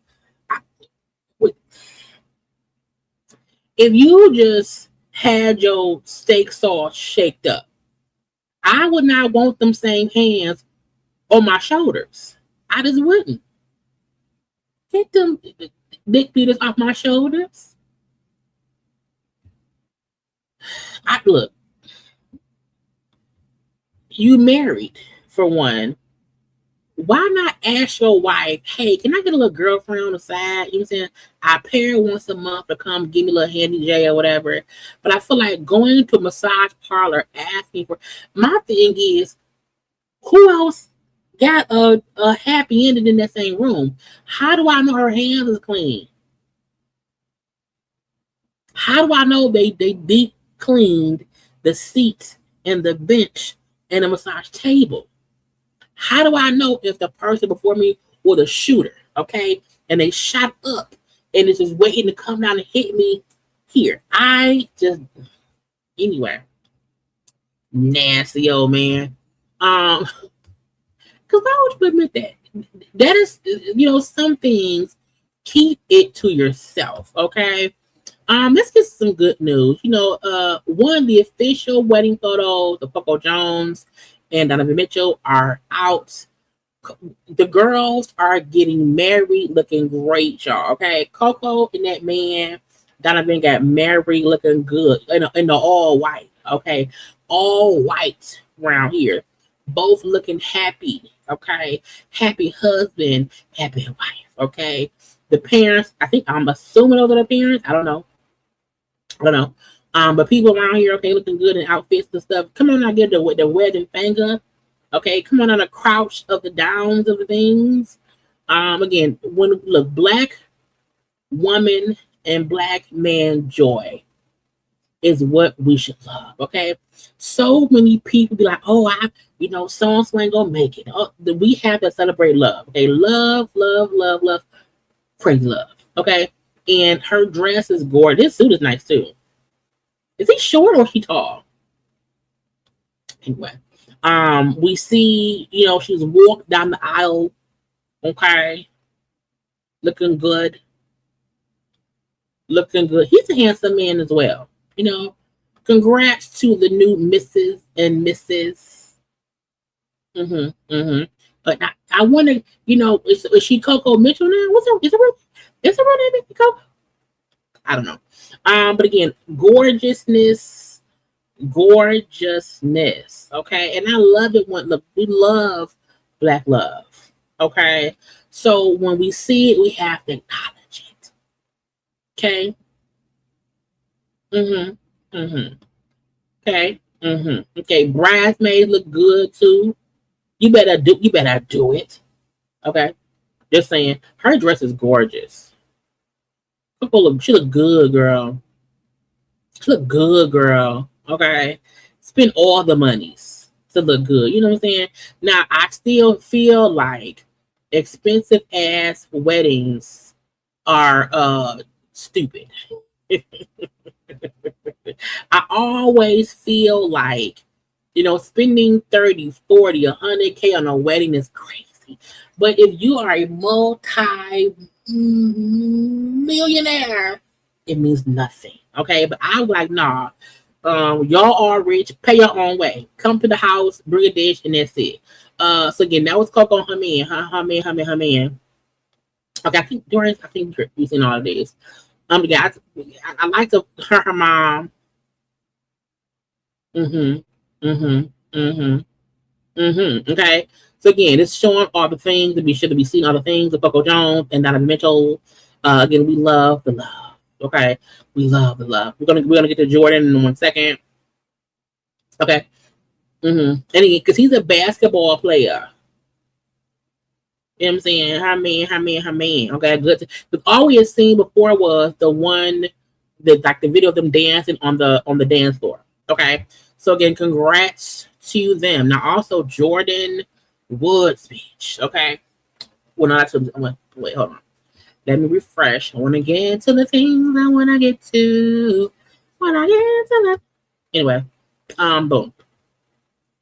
Jordyn Woods, bitch, and Karl Anthony Towns. She lost her dad when she was younger. His mom passed away. They both have lost a parent.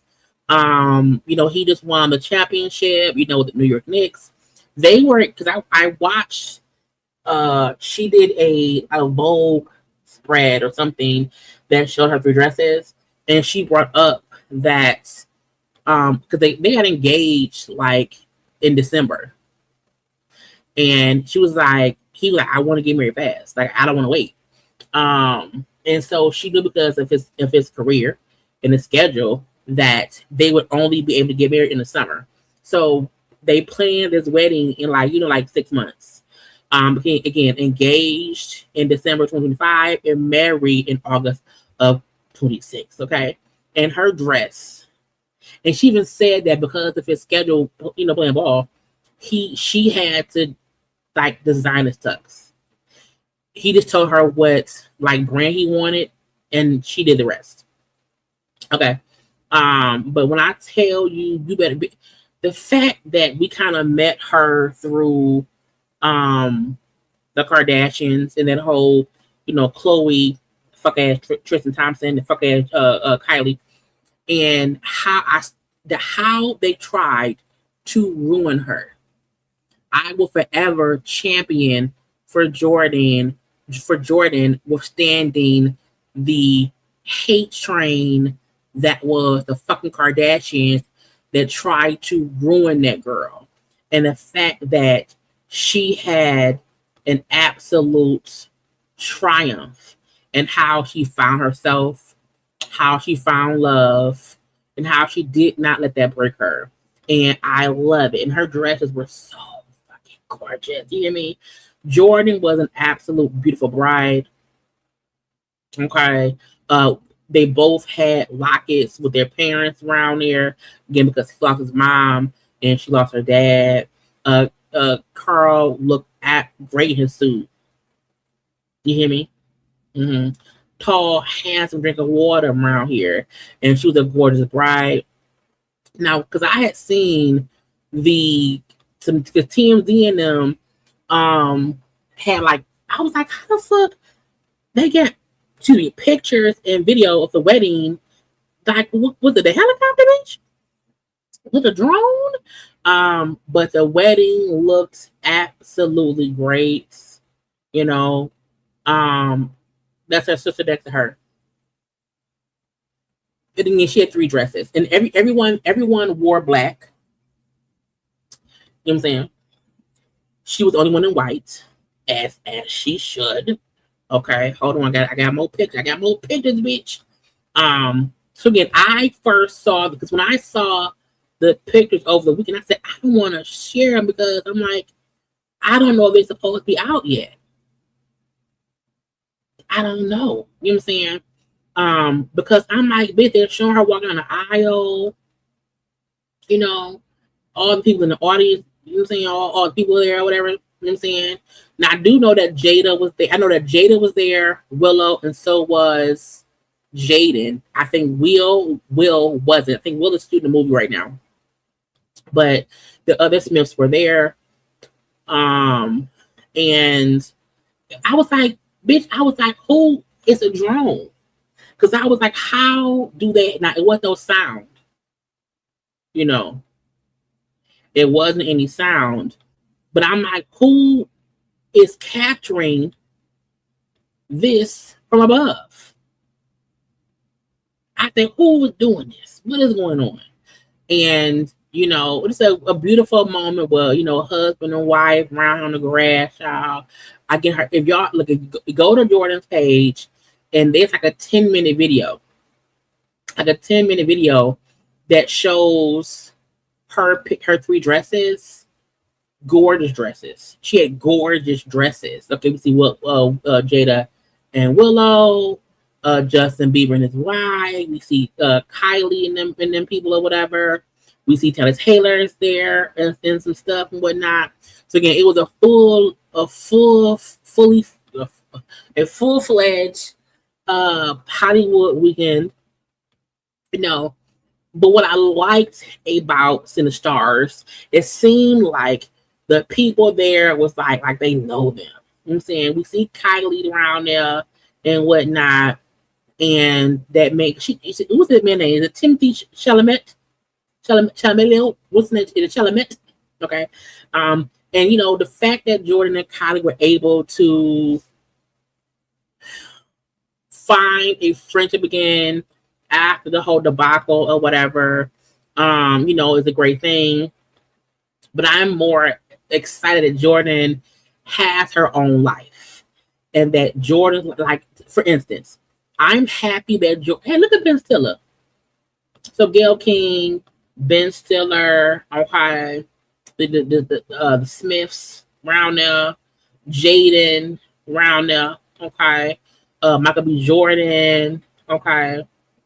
This is a horrible picture of Taylor Taylor, but you know, it's what it is.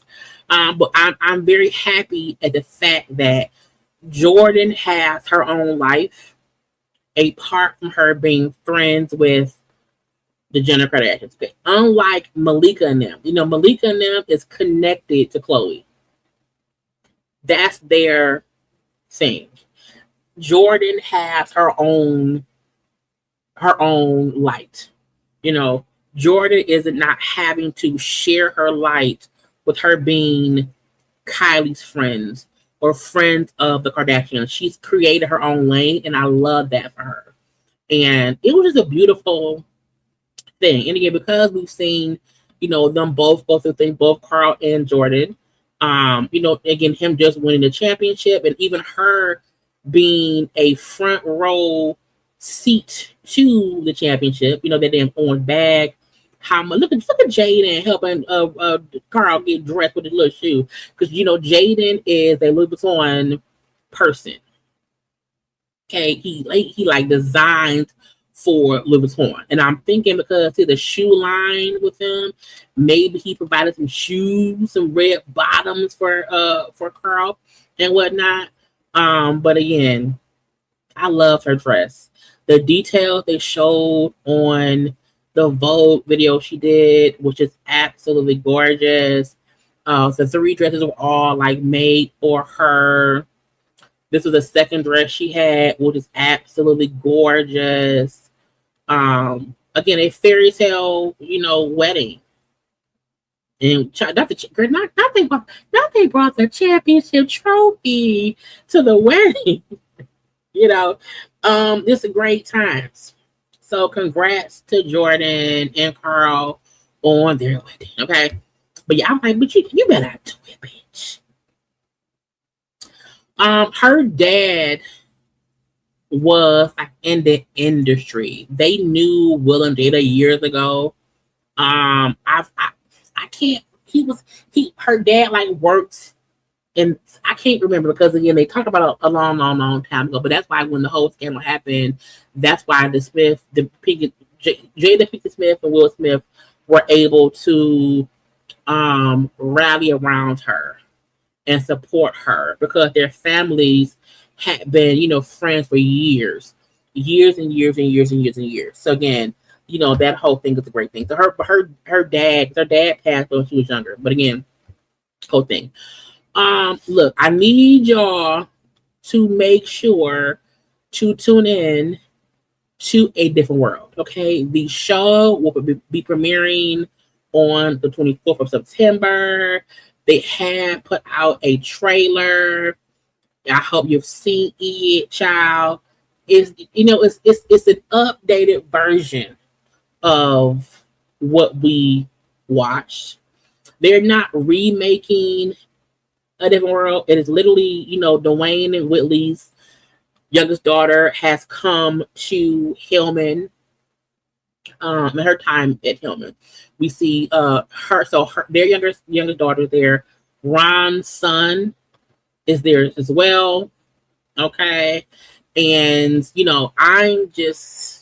I'm excited, but I just really need y'all to support the show, and not try and compare it to what the show was, 30 years ago.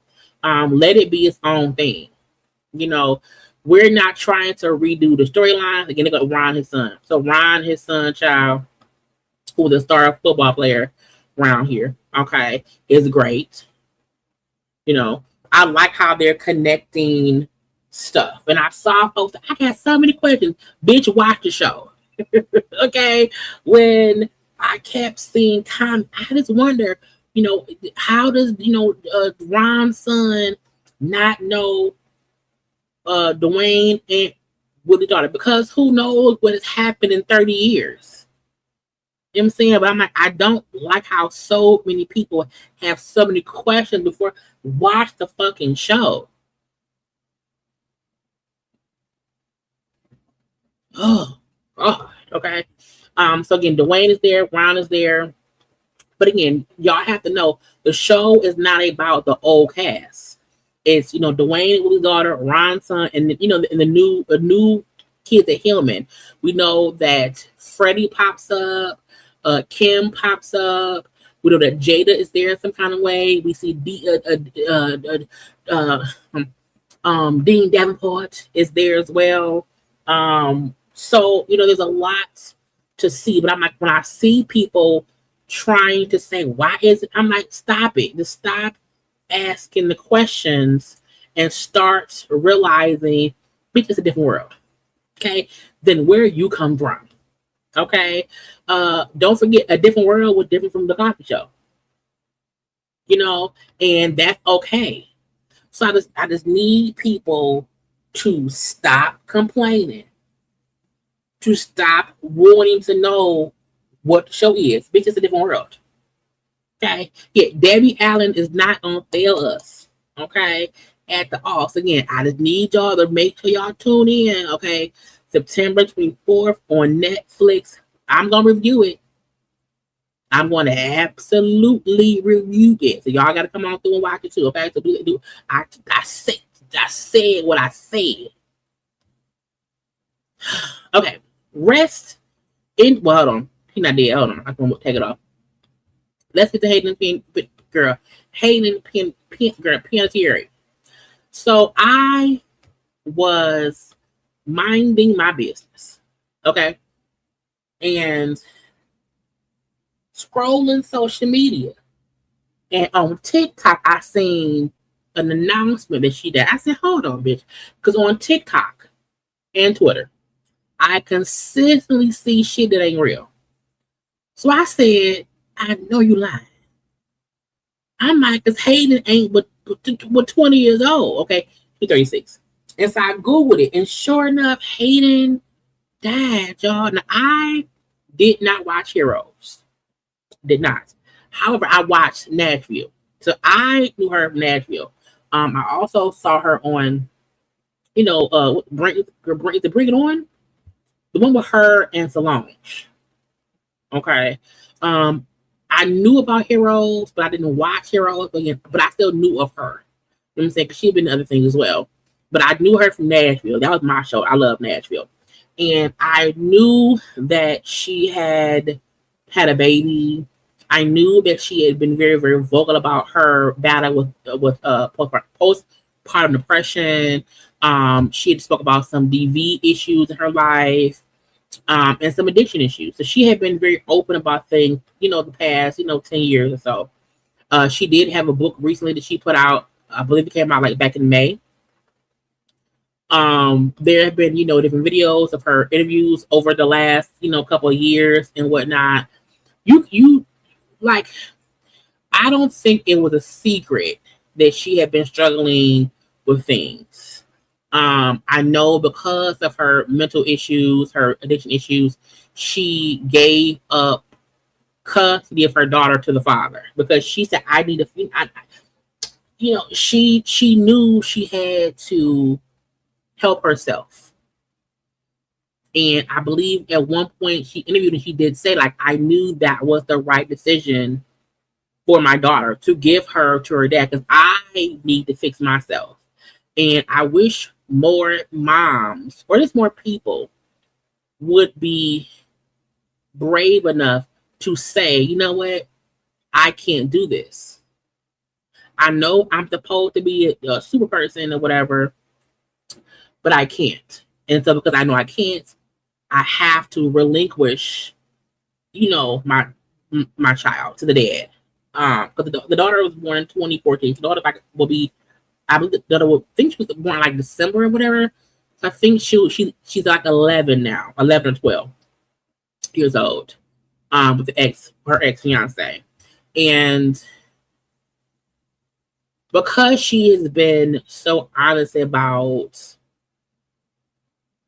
her struggles in life, it was so when I saw the news that she passed away, and it did not say, "Oh, she passed away in a car crash," or "She passed away." Like when they announce someone died and they don't say it was from some tragic accident, you think immediately, were they killed or what happened when they're so young?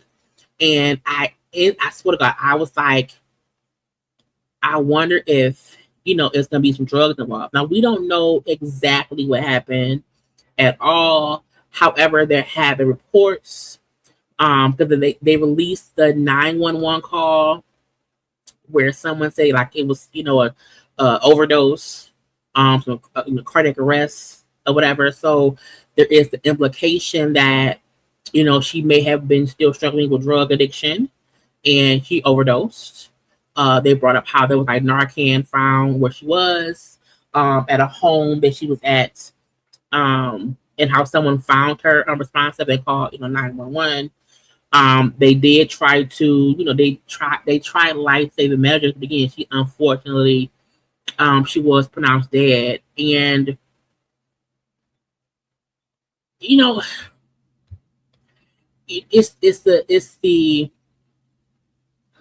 I did hear that her and the ex were back together, who had a history of some DV things with her. And, I think people don't say this enough. Sometimes when we say rest in peace, what that means is that person is more at peace dead than it was alive. And when people are honest about their struggles on earth and in life and how hard they're trying to just cope with life, while she was very young and very talented, her life had been a struggle. And I'm not saying good riddance at all. What I'm saying is I hope she finds some peace now. And there comes a time when you have to realize, because I think I had seen a post about, someone saved somebody who was trying to kill themselves. And I was like, when someone is unhappy in life on this earth and they try to take themselves out, you saving them sometimes might not be a save. Because if they are still here and they are tortured, like, how is that a good thing to live? And when Regina King, after she lost her son, Regina King's son also took matter into his own hands. And she said she had to get to a point where she realized he made the decision that he did not want to be here anymore.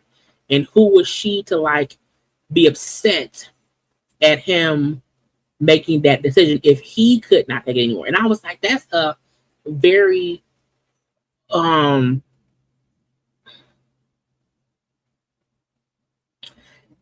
enlightening thing to say. If you know that a person was literally struggling just to exist, and them existing was a daily pain. You know what I'm saying? And they then say, you know what? I've been living life for however long. I'm tired of living this way. And my choice is to leave. If you have tried to help that person in every single way, and there is a realization that they're just in pain, and you try to fix it and fix it and fix it and fix it, and there's no fixing it. That person's decision to end their suffering is that person's decision. And sometimes we can't be selfish and say, but I need you here. It's like, yeah, but you not suffering. You know what I'm saying? So when Regina King said that about her son and how she had to, cope with that, it made me realize how there are many people here who are just in pain and struggling and sacrificing their life to be here for others, and they're just in terrible shape. And so I'm not saying that she took herself out. What I'm saying is I just hope that now she is at peace. And I was like, the moment I heard it, I was like, she had a daughter. I'm like, how old? So I Googled the daughter. I'm like, damn, the daughter's like 11. I'm like, fuck. And it's so unfortunate that her daughter would not get the chance to know her mom in any way past, what they already had. But the dad made a post and said something, I'm going to paraphrase, something to the effect of, I'll always speak to my daughter or her mom in the best light. Let her see who her mom was in the best light.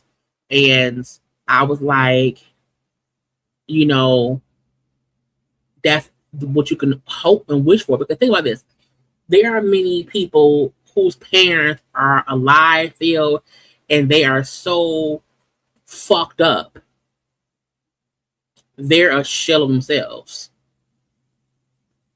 So I pray her daughter finds strength in the fact that the world of her mom, and there's a lot of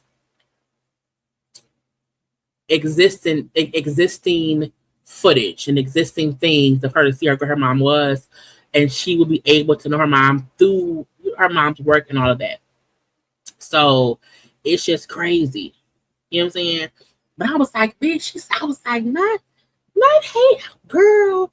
And again, we don't. Again, no one knows what happened. All they are alleging is it was some kind of.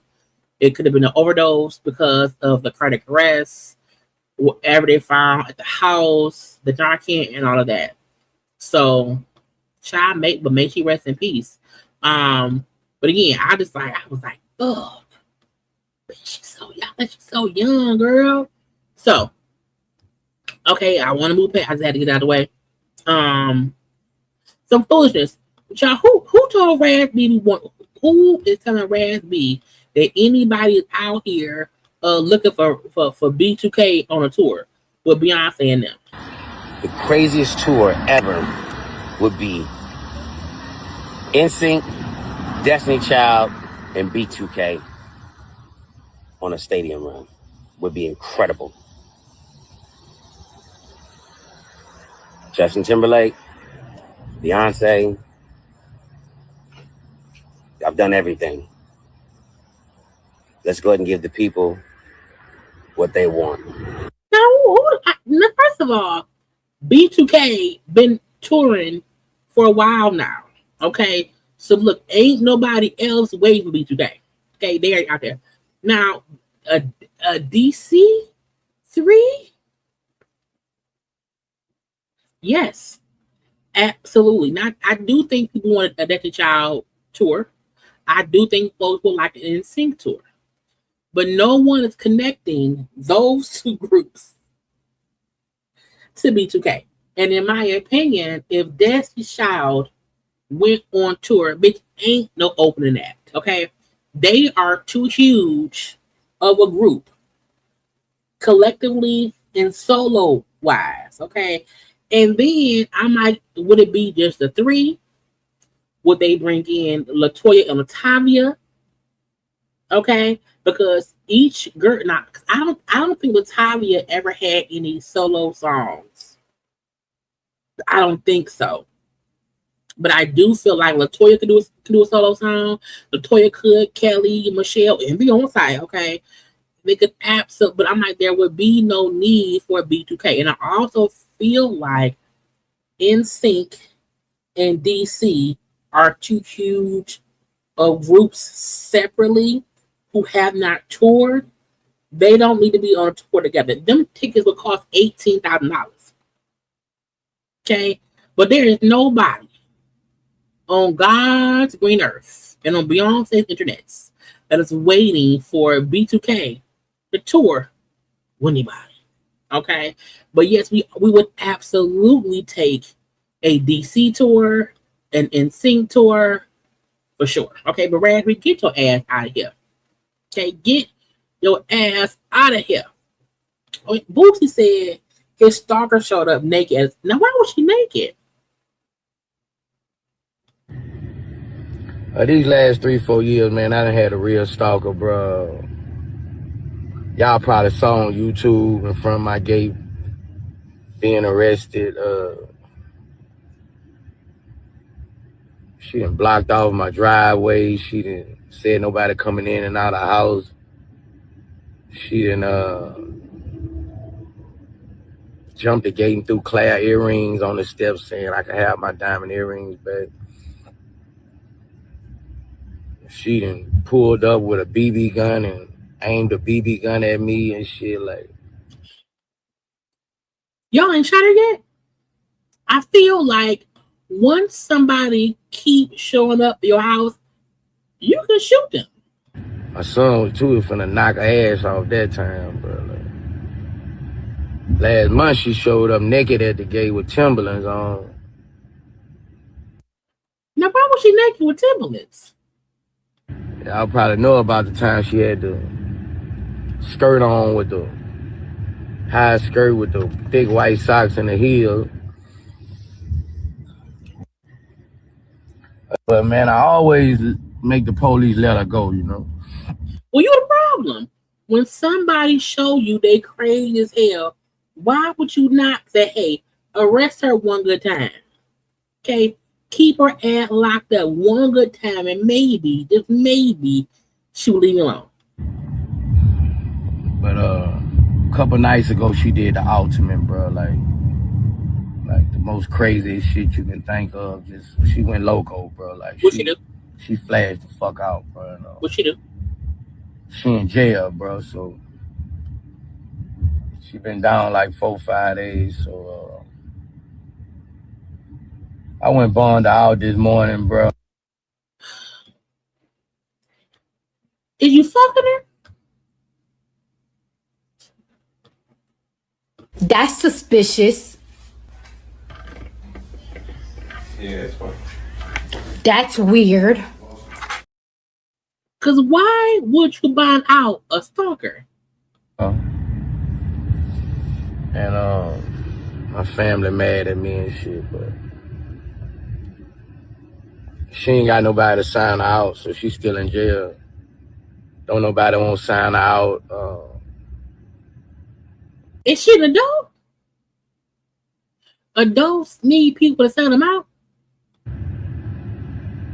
Anybody want to be a good Samaritan, probably who got a mental health program, who can probably help her. I feel like she's been in jail long enough, bro.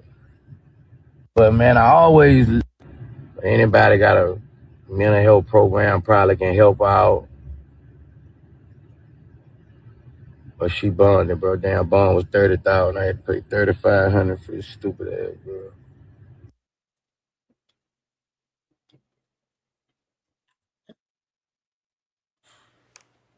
Not on my watch. She is a goddamn liar. She is a motherfucking liar, is what she is. Now, why is Boosie out here about?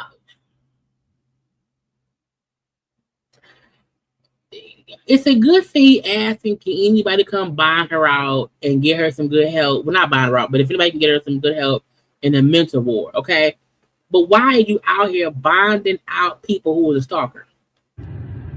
But she say she in there saying that she part of the FBI. And she the vice president of NAACP. Me and her got kids, a family and shit. So she twisted, bro. Like she twisted, bro. So why would you pay to get her out?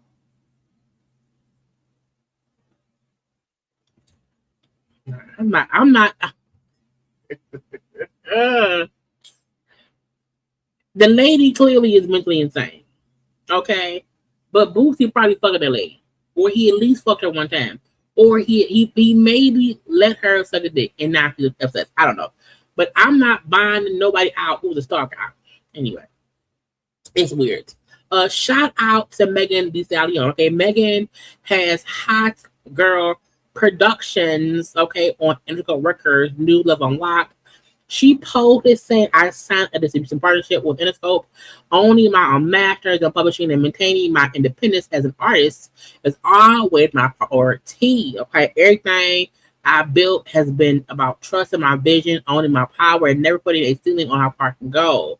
And now we're only going higher. Again, congrats. Okay. Look, a part of being an artist, you do want to own your shit. You do not want to consistently be under contract, okay, with other people. You want to be a little bit free. Okay. So congrats, girl. Okay, some people can never. Megan scored 10 new RIA certifications. Okay, meaning diamond. Okay, and all these things. Let's see, WAP, not diamond. No, she had 10 new RIA certifications, including a diamond plaque for Cardi's WAP. So WAP went diamond. Savage is 6 times platinum. Body 3 times. Girl in the Hood 3 times. Is it Mama Shushi? Was it Mamushi? I don't know. That yet Wakashi Wa Star, that song. Okay. Megan Act 2, Blow Up, Bigger in Texas, Cobra, and Rock Steady.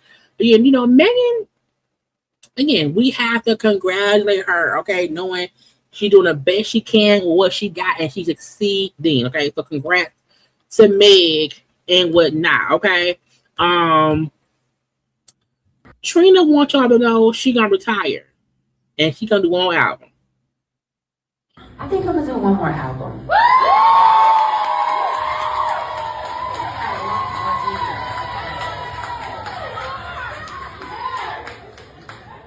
You know, everybody waiting on that. It's been a minute. My last album came out in 2019. Yes. Yeah. Almost 7 years now. And next year it'll be 7 years. So let's get to it. Let's get to it. So you heard it first. She's on. So is this gonna be the finale? This gonna be it? This is it, like Mike Jack. I think.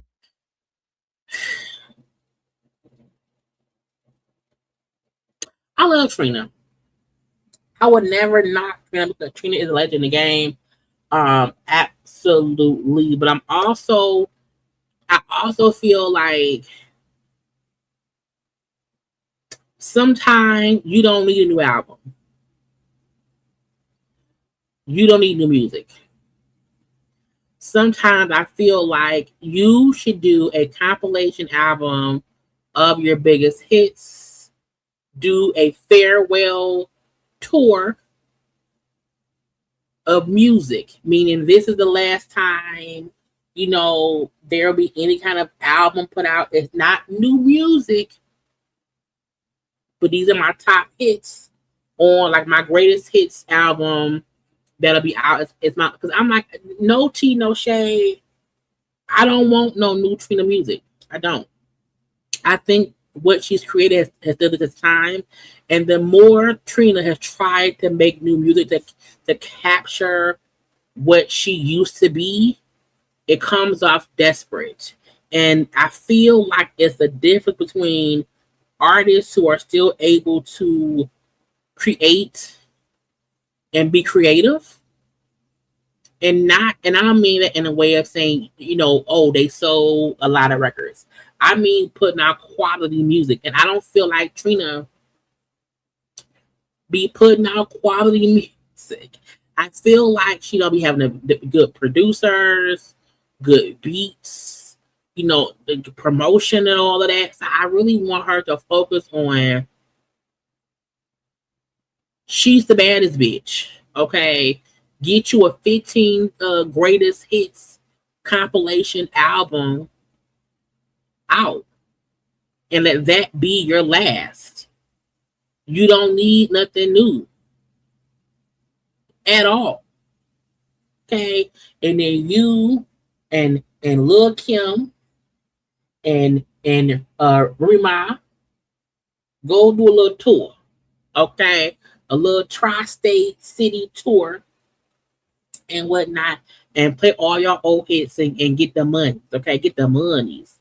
But I feel like, girl, even this interview looks dusty. Now I know it seemed like she's at a radio, she's at 99 Jams, Miami, but I'm like, girl, what is she? Girl. But Trina said, child, she retiring, child. She gonna do one more album right here for y'all. She wants y'all to see this shit. Because I'm like, bitch, why would you do that? Chris Brown and Usher, okay, who are on tour, have added 8 more dates for new cities to their tour. Why? Because folks said, I want to see more. Okay, Trina, take note. Okay, take note. Get you a good tour. Okay, get your best 10 songs. Okay, find somebody else to do 10 songs. Again, Trina, who can tour or Trina? Because to me, Lil Kim and Trina is not gonna work, and I feel like Remy Ma don't have enough songs to tour. But I do feel like Trina can do a good, if she can find somebody to do and not Trick Daddy. Okay, I don't want Trina touring with nobody from Miami. Okay, at all. So not treat that no dollars, nothing. Okay, but Trina can find herself somebody else to tour with, y'all. Because bitch, if Cardi B, and this is no shade to Trina Cardi B, but bitch, Cardi B sold out a full tour from state to state, from left to right, okay, east to west, north to south. Okay, Trina, you should be able to do that too. But you need somebody on the tour with you. Because again, Trina can only do only 10 songs. 10 to 15 songs. Okay? And that's it. And then, you know what I'm saying, we get Usher around here. Usher and Chris Brown right here. Again, eight more dates in 4 new cities. Okay? Let's see. Baltimore, Cincinnati, Columbia, and Indianapolis. Okay? Along with the 5th show in Atlanta, 4th show in Los Angeles, and 3rd in both East Rutherford and Miami. Okay, they up here adding new dates, which probably means because these dates are from October 15th through December 6th. Girl, scared the fuck out of me. Okay, ain't no sound, bitch.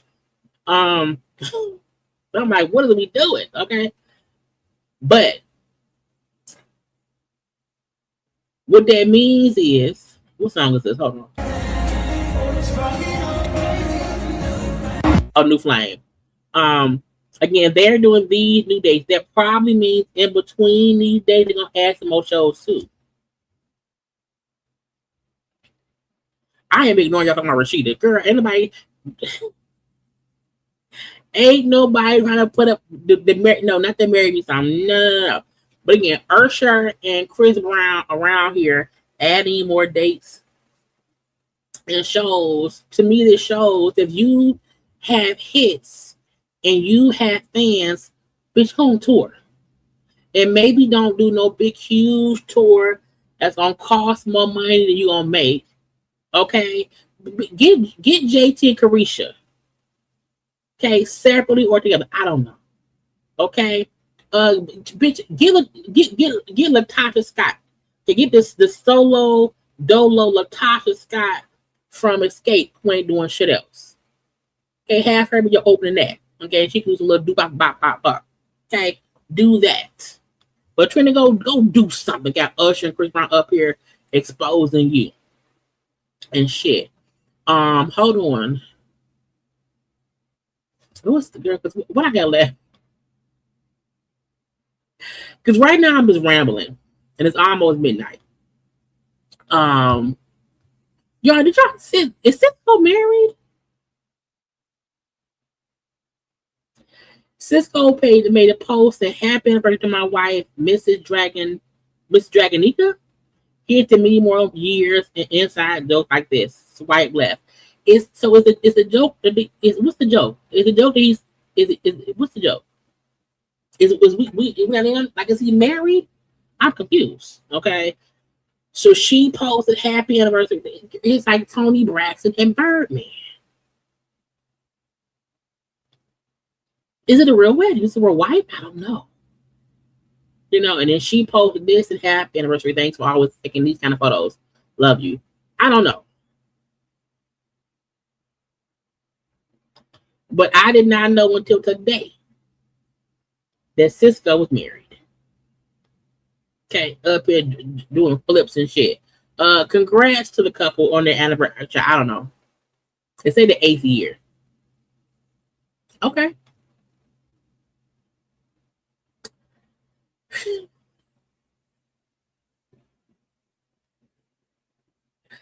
I don't think Cisco is gay. I don't. I just also never looked at him as somebody's husband. But I think that's because Cisco has done a great job over the years. We don't know much about that man besides the blonde and silver hair, him flipping and him liking dragons. So I feel like because we don't know much about him, but we do know at some time seemed a little bit suspect, you know. But congrats to the husbands and the wife, okay, and what's not. So I'm like, man, what's going on? Child, Chrisean, well, before I get to Chrisean and them, one, James Harden, because we talked about a while ago, when James Harden, he was arrested in Houston, because he had a gun on the child. Okay, back in June. And I'm a firm believer in if I speak about a story of someone being arrested, I have to also think about if they are cleared. Okay. So James Harden, his unlawful weapon case has been dismissed. Okay, per court documents obtained by TMZ, they dropped the case after the NBA star completed an alternative resolution agreement. Okay, that we don't know what the details is. Okay, but either way, they dropped the charges. Leave that man alone. Him and his beard. And I mean beard because he got a beard, not because like he's whatever. Tyra wants. I'm sorry, no. Netflix wants Tyra's defamation lawsuit over the top model documentary dismissed. I don't think it will be. I don't care. Tyra saying she feel like they defamed her, they tricked and hoodwinked and bamboozled her. They spun the story, did not use most of what she said, and blah, blah, blue. Y'all might not like Tyra, but her reasoning for suing Netflix makes sense because you can't tell me that, hey, we want to interview you to talk about the show you did and produced and blah, blah, blah. Yeah, we're going to ask you questions. We're going to go to all that shit. Y'all then question me for 4 fucking hours. And then y'all use 13 minutes of me talking, which makes it seem as if I'm avoiding any responsibility because y'all did not air it. And again, my thing is, Tyra, if they release extra footage and if none of that shit is you acknowledging stuff, bitch, I'm gonna fight you. Okay? But she's fair, in my opinion, to sue them if she feels like she was hoodwinked and bamboozled into participating in a docuseries that then made her the fucking villain. Because she could have just said no. There are many people who have, y'all, on Hulu, there is a documentary about Travis Barker, okay, the drummer from Blink-182, who is now married to Chloe. No, not Chloe. Chloe, Kim, Courtney, who is married to Kourtney Kardashian. It is so good. It's called, I think it's like Larger Than Life. It's called something. What's it called? I post about it on my page. What's it called, Chef? Oh, the documentary is called Louder Than Fear. Okay, it's on the Hulu. Okay, go around on Hulu and watch the Travis Barker docuseries that is on Hulu. It is really, really good. It is really good. I'm like, that's how you do a documentary. Okay, that's what you do. When someone say, hey, we want to do a documentary on some shit, you have everybody participate. Good, bad, because them discussing his drug use, child, and all the things, his 2 failed marriages, and all that shit. Where? Mm-mm. You may see my well, you may see that was me and my dad. Hold on. No, that's me. So yesterday was my dad's birthday. So I posted a picture of us from back in 2014, the year before he passed away. So no, that's me. That's me and my dad. A picture of him that I posted yesterday to wish him a happy birthday. But back to the stuff around here because I don't want to get sad. But again, Tyra said, "Bitch, pay me for my pain, cause y'all lied to me and I don't like it." So I don't mind her suing them, okay? Because girl, you'll fuck away. So 2 things left. Cause I think I did most of the shit. Travis Barker, yes. You know what I did not know about Travis Barker, like I have always liked Travis Barker, knew he was the drummer from Blink 182, but also other little stuff. I like the thing I love about a good documentary. I don't want to watch it and be like, I knew most of that stuff. I knew most of that stuff.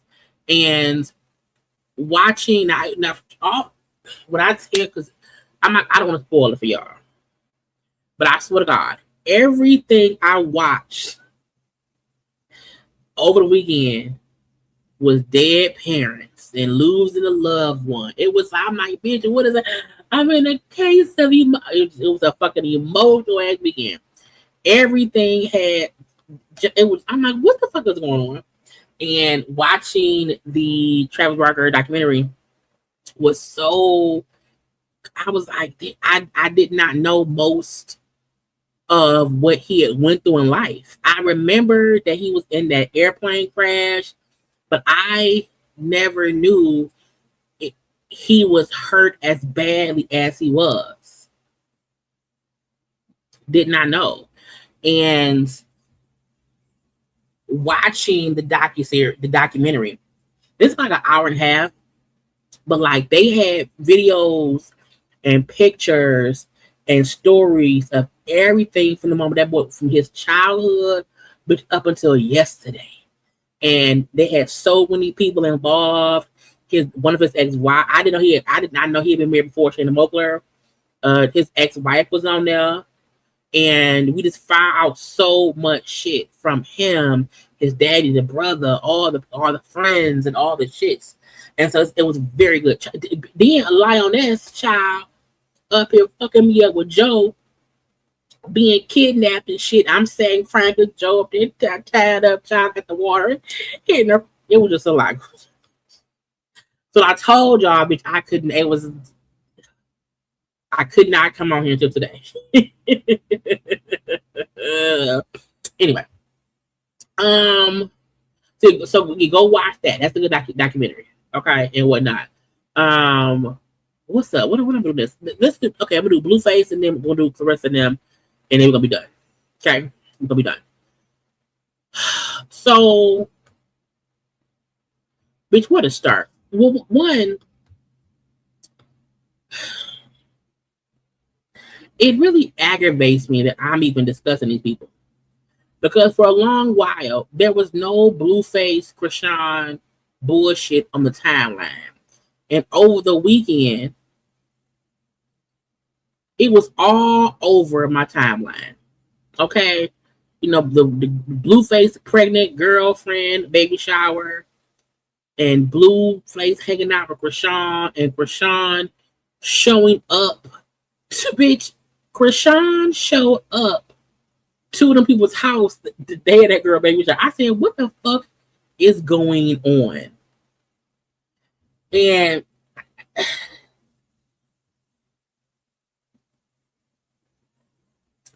it's weird because I feel like for a while, Chrisean was over there minding her business. I don't know what hoodoo, voodoo that has came around and brought them motherfuckers back into each other's orbits. But when a fight and or a shootout of some sorts is taking place at your baby shower,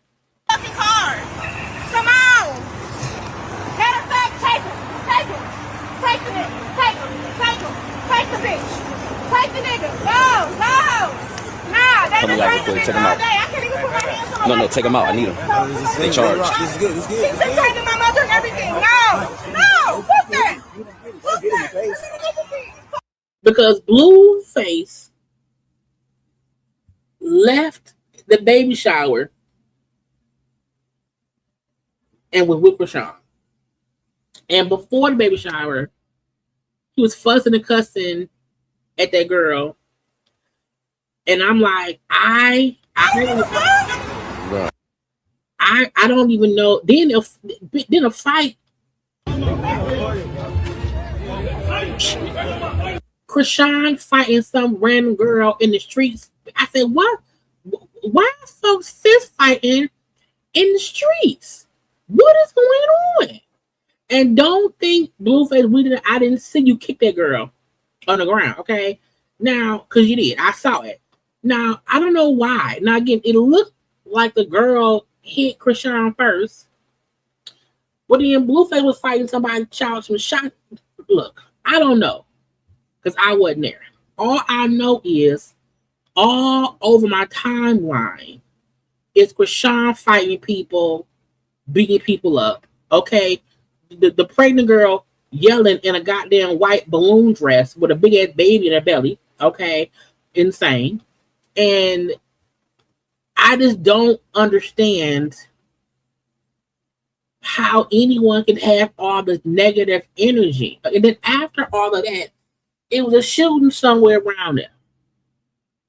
And it's like people don't understand. It's crazy. Okay. Chrisean is then sitting in a room next to a printer, and the printer No, it's me and Jonathan ended up separating by accident. We didn't really separate. Something happened and then just whatever. So while Jonathan was distracted, 4 girls walking up on me. The girl so then I start calling 3 because Jonathan is occupied at the moment. So 3. And I put my hands up look, check this out. My hands are registered. I want no beef. I don't know what's going on. She was like, "Did you want that?" I said, "Girl, I don't even know you." So it was just random people, strangers. When you start hanging out with people and random folks want to walk up and fight you, you should leave that situation. Now, I get her saying, I'm trying to fight, but she swung on me and I beat her ass. I don't mind that. Don't mind it at all. But again, I don't understand how, I don't care what you're saying. I don't care. But the fact that all of this happened after a fucking baby shower. Then after that, because they did say he shoved some girl, which I think happened. But then there's footage of after all of this and when he's hanging out with Chrisean on the weekend, the fucking girl went in labor. So you out here fighting in the streets after a baby shower. The pregnant girl is upset because the baby shower is not ruined or whatever. And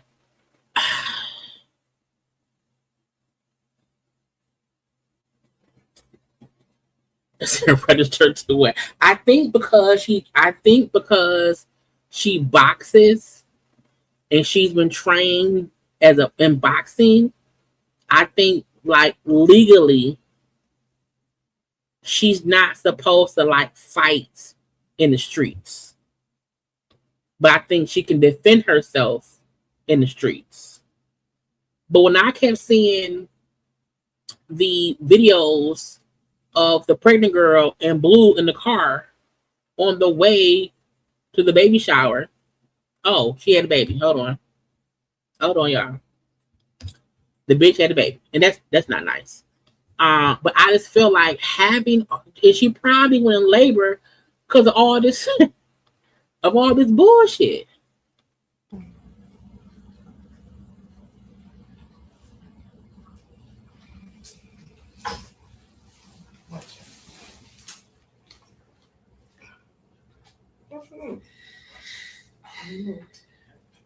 I can't look.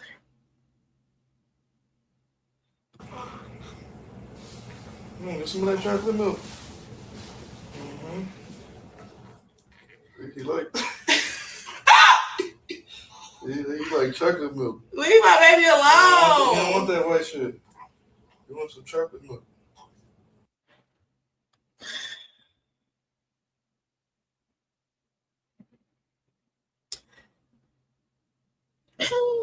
I just,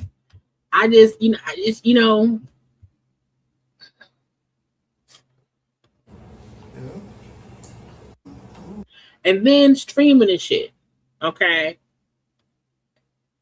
That girl went in labor because she been fussing and fighting with that man all weekend. That's what happened. And if she continues to allow her, and this go for her, Chrisean, and the other one. Okay. If y'all keep allowing that man to pull y'all into the bitch on what's the name of y'all that I love? It's my favorite fucking movie, and I can't think of it right now.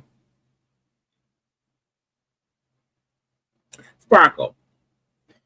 In the 1976 version of Sparkle, when that mama said he's going to drag you to the gutter, that's what is happening.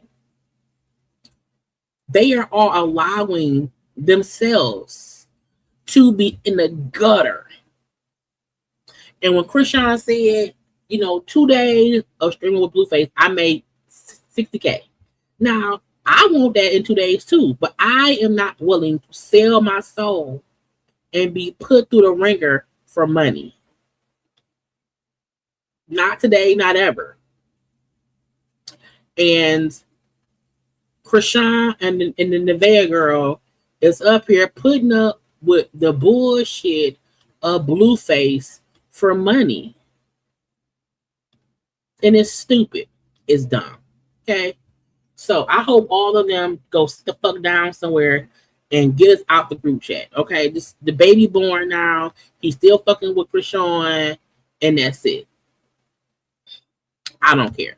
Lastly, did y'all like to fight with Claressa Shields? Did y'all hear the girl singing the national anthem? Is it the national anthem? Yeah. Did y'all hear her singing?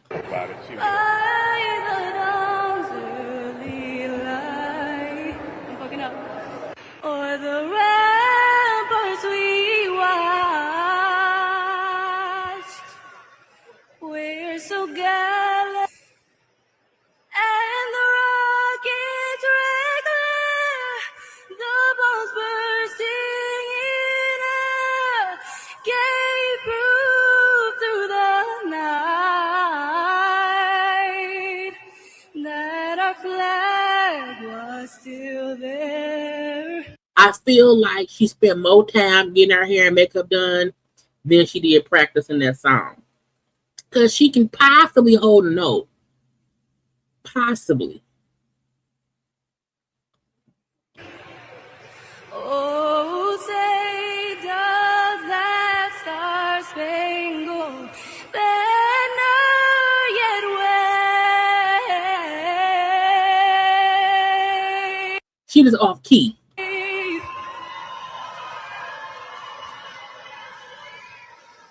Oh, the land of the free and the home of the brave. When you sound off key, pick the key back up. Okay? On the right note.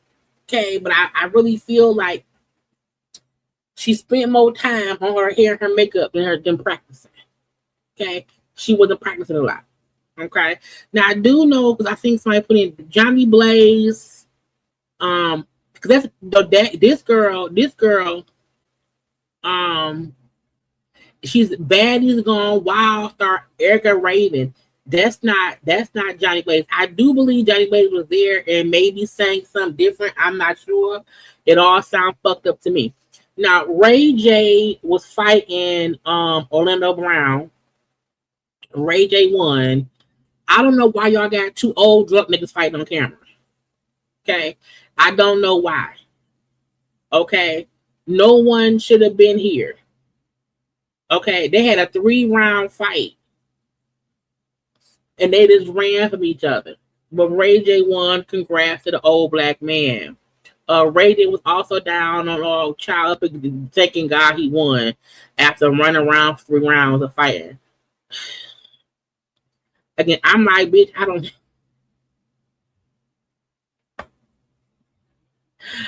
Claressa was walked down the ring by Lotto and some drum people and Papoose and a whole bunch of other folks around her. Okay. Now, you know, I like Claressa. I do. Okay. Yes, she irked my nerves in time when, she didn't live. I can't find, I thought I saved it, but I don't know where it went. I don't know where it went. Because I saved so much shit, and I think some of it just got removed. But Claressa was walked into the ring by Lotto and them and whatnot, and I think a good time was had by all. But I also feel like when Claressa is in her boxing bag, okay, when she is in her boxing bag, it's on Johnny page. If I can find it. I like her. I feel like, let me Google Johnny Blaze.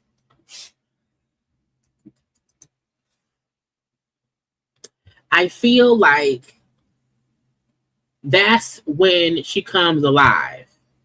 And I really wish that she would stay in that bag. You know, because I respect that about her. You know, Claressa comes off aggravating when she's out here defending her impact. And I need her to realize, no, bitch, you're a boxer.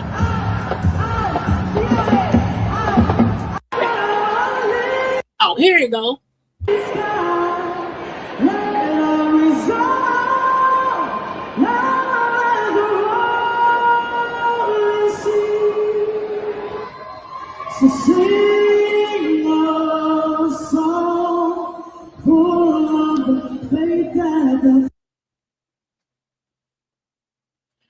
Why is her hair? Hold on. What's wrong with Johnny's hair? Hold on, because I'm like, look, okay. I'm gonna need, will y'all be having them lace fronts? Because I don't wear wigs. The most I do is some braids. That's it. You can't have that. Look stupid. That look dumb. Okay, if the hairline start back here, you can't just push eyelid hair up to your forehead. That ain't how it's supposed to go.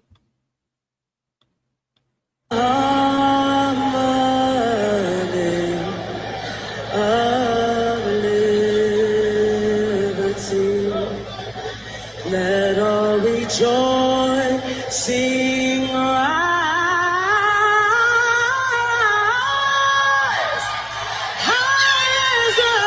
So did they let other Zeus employees work the room?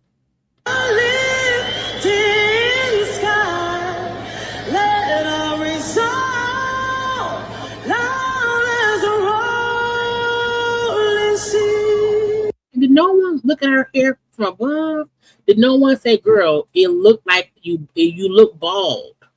And it's an eyelid on your forehead. So sing a song full of the faith that the dark past has taught us.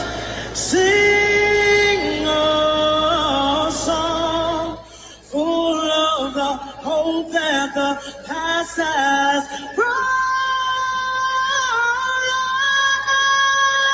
Johnny can sing. However, Face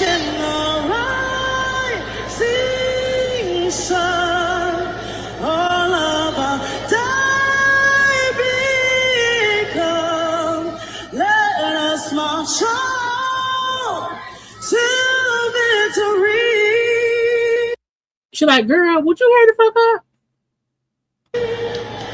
Is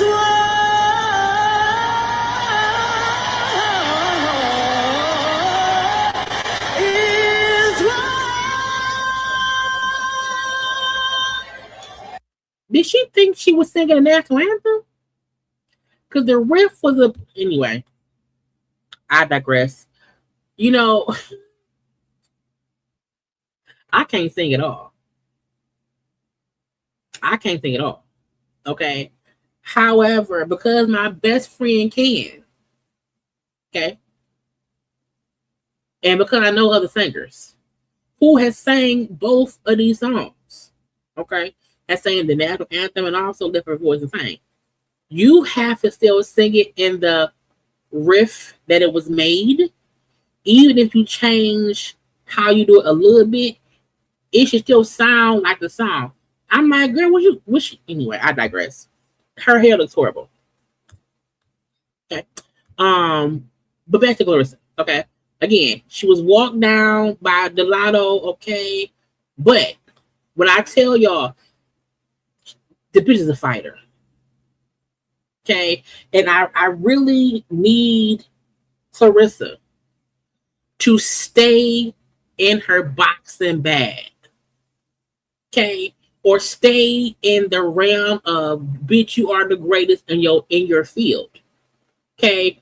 You don't have to reply back to, speak on, defend your relationship to no fucking body, bitch. Okay? And the sooner she realized that in her own brain, and she focuses and stays in her boxing bag as the one of the greatest female fighters out right now, if she stay in that pocket, she gonna be good. Okay? Because she said it, bitch. People came out to see me, and they did. Now, folk came out because there was some crazy shit. Okay, I get that too. However, folk came out to watch her win. And she did. Okay? And watching Mayweather dance in the... They showed Mayweather. I said, good night, money. Mayweather dancing on the sideline. Girl, little shimmy. Come on, a little shimmy. But I really just need her to focus on boxing. I don't care if she fight old people, young people, whatever. Okay? I love the sport of boxing. And if you are trained to box, then bitch box. Okay? Period. So I don't care. Okay? If you're trained to box, then box. If you're trained and if you accept the fight, then accept the fight. Okay? So I don't be caring. The fact that this is a real, because she won in round 6. No, she won in round 6. So I'm like, I just need her to stay in that realm, because watching her in her element is what I find amazing. And I think if she just sticks to what she do, folks will stop having to ragtag her about her and Papoose.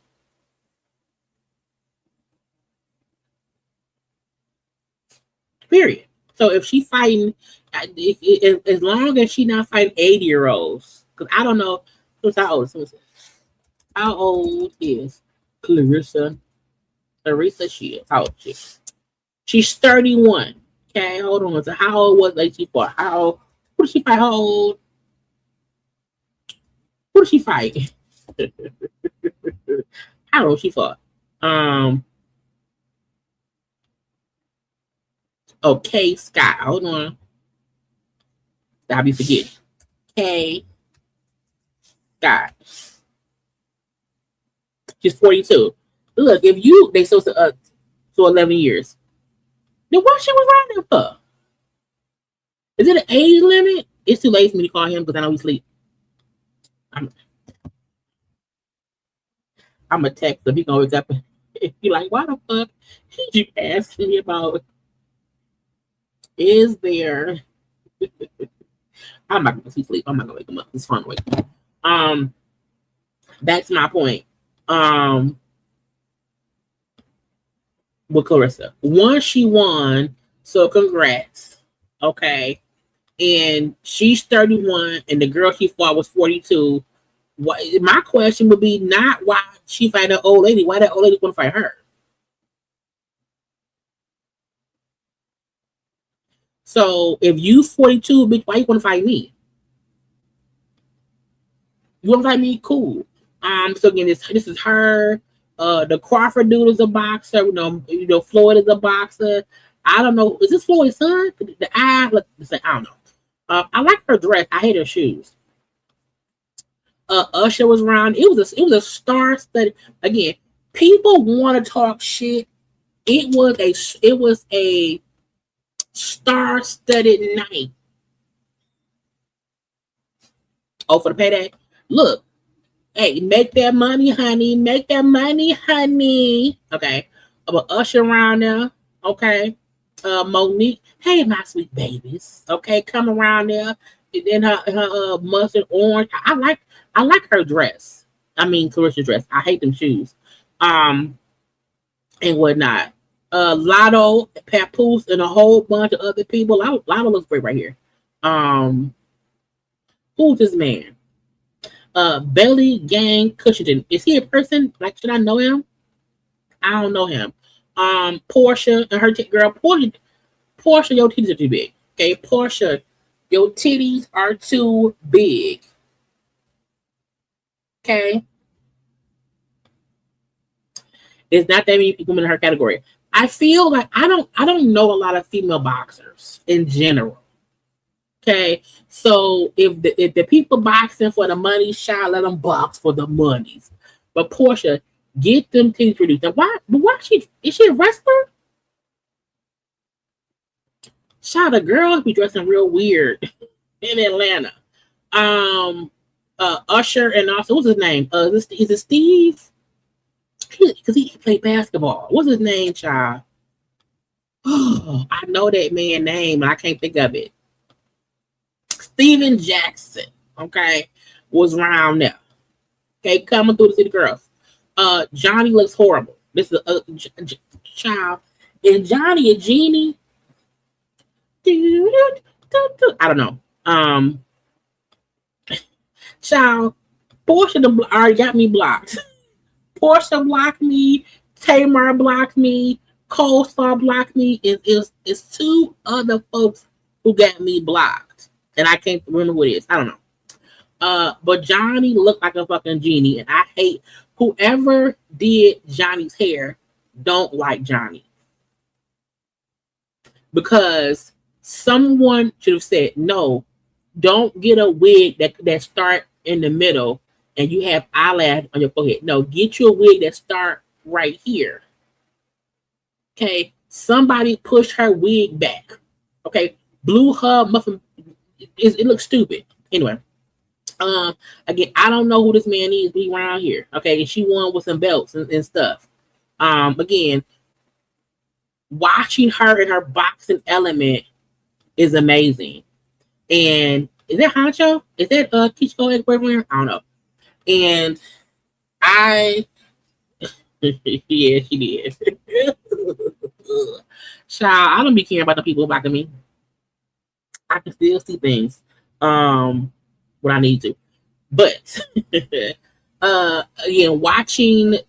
watched the clips. And watching the clips of the fight, seeing her fight, it reminds me of in life, you have to ignore the noise. In life, you have to ignore the noise because some people will talk about you because they want to. But if you know you are a bomb-ass fighter, okay, Claressa is a beautiful woman. Now, again, I'm not going to say Papoose is her downfall. I will say she needs to stop responding about her and Pat and just be happy with that man and let that be that. Okay? Period. But I feel like if you just cut off, like if you mute Claressa and just watch her work. I think she can go far. I just think she needs better PR. And I think she needs somebody in her corner to say, girl, don't. Stop. If you want to be with people, cool. Keep your personal life to yourself.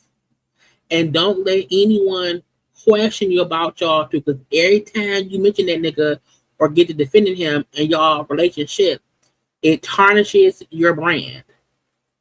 And I think she thinks she's bigger than that, which she is, but eventually that's gonna die off. Again, you love him, I love you, you love me, we a happy family.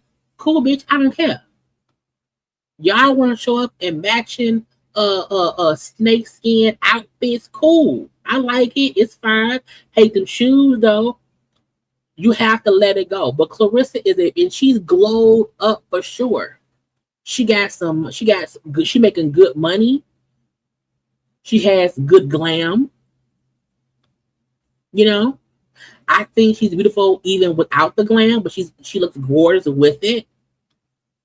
You know, I feel like she was a young, bullied, talked down to girl from Flint, Michigan, and she is trying to prove all the shit that was in the back of her head and stuff being said to her about her around her, and she's trying to push it all away. And she got to stop, because at the end of the day, bitch, you made it. You did. And do I think her and Pat gonna be there forever? No. No. Do I hope they make it? I do. I hope they do. I hope they do. I do.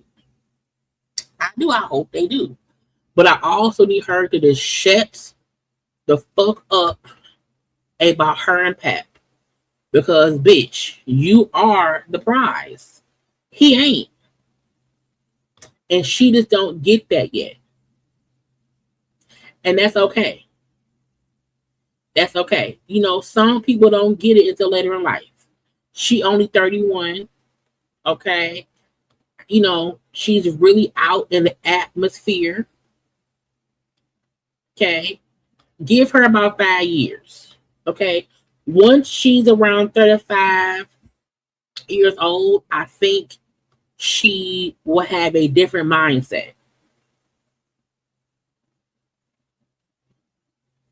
I think she will have a different mindset. No, she did talk about that, and child, I was like, girl, I don't know.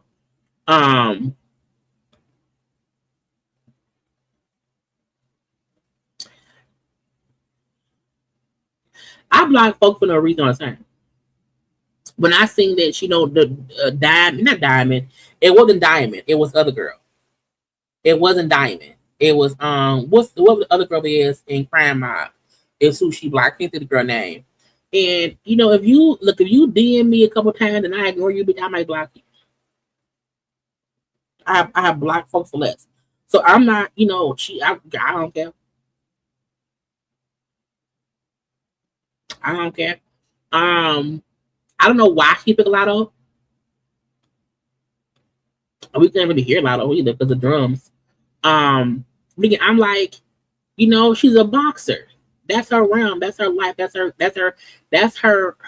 thing. But Pat, her and Pat and Remy, that's blocking her blessings. And I don't think she see it yet. Because look, we not gonna act like we ain't been dickmatized once or twice or 3 times in life. And I think right now, I don't think she's dickmatized. I think right now, Papoose is doing the same. I want to choose my words wise because I don't want nobody else to block me.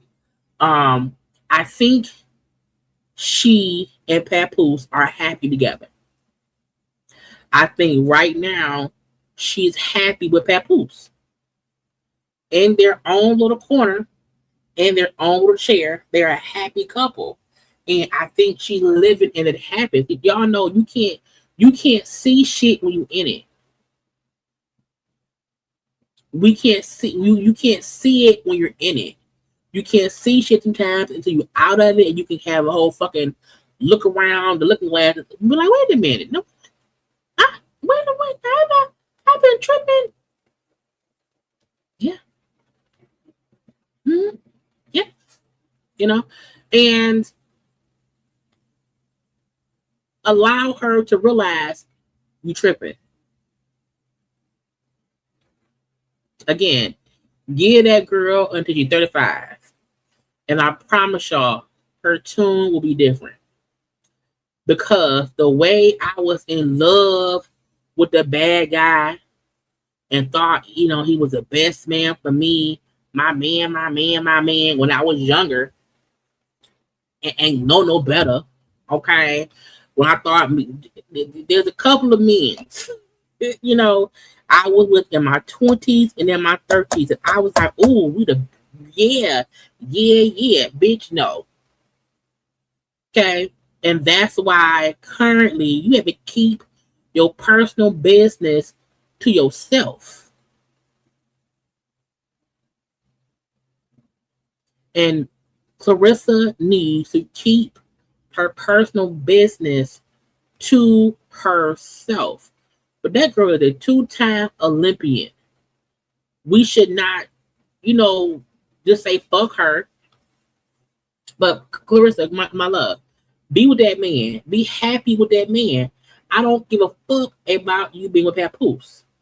However, semicolon / focus on you. Focus on you and stop defending y'all. But I don't care, and unless she come out and be like, bitch, Claressa would have to come out and be a Colt 45 supporting person. Okay, for me to be like, oh, I can't fuck with her. But to me, she, you know, she's from around the way, not from the deep. She's from Flint, so she across, you know what I'm saying, down the freeway, down 75 freeway, and I just need her to sit the fuck down. That's all. If she just sit down for a second and just like, you know what I'm saying, think about it. Okay? Think about it, bitch. Let it be there. And she'll be good. Okay? Because again, in her element, she's that bitch. Okay, anyway. I'm done. I'm done. Okay, a good time had by all. I gave y'all 3 hours. Do not forget, Thursday, we will be live for an after show chit chat about the verses of Donnell Jones versus Joe. I will have that set, so we'll be a live after show around 10:30, 10:45, where every time the verses ends. If shit happens tomorrow, well, today because it's midnight, I might come back on live tomorrow now. We shall see. You know what I'm saying? It was a long week, y'all, but I'm here. And I thank y'all for being around. Okay, y'all make sure to like this video, subscribe to my channel, okay, comment in the comment section, hype up the video if you're watching the replay. But yeah, okay. I love y'all. A good time and have by all y'all. We're gonna give it, you know what we're gonna do? We're gonna give everybody grace. As long as a person ain't a Colt 45 supporting person and they not fucking Blueface, okay, we can get them grace. But that's it. That's all. I gotta go. Love y'all. I will talk to y'all later. Like the video. Bye.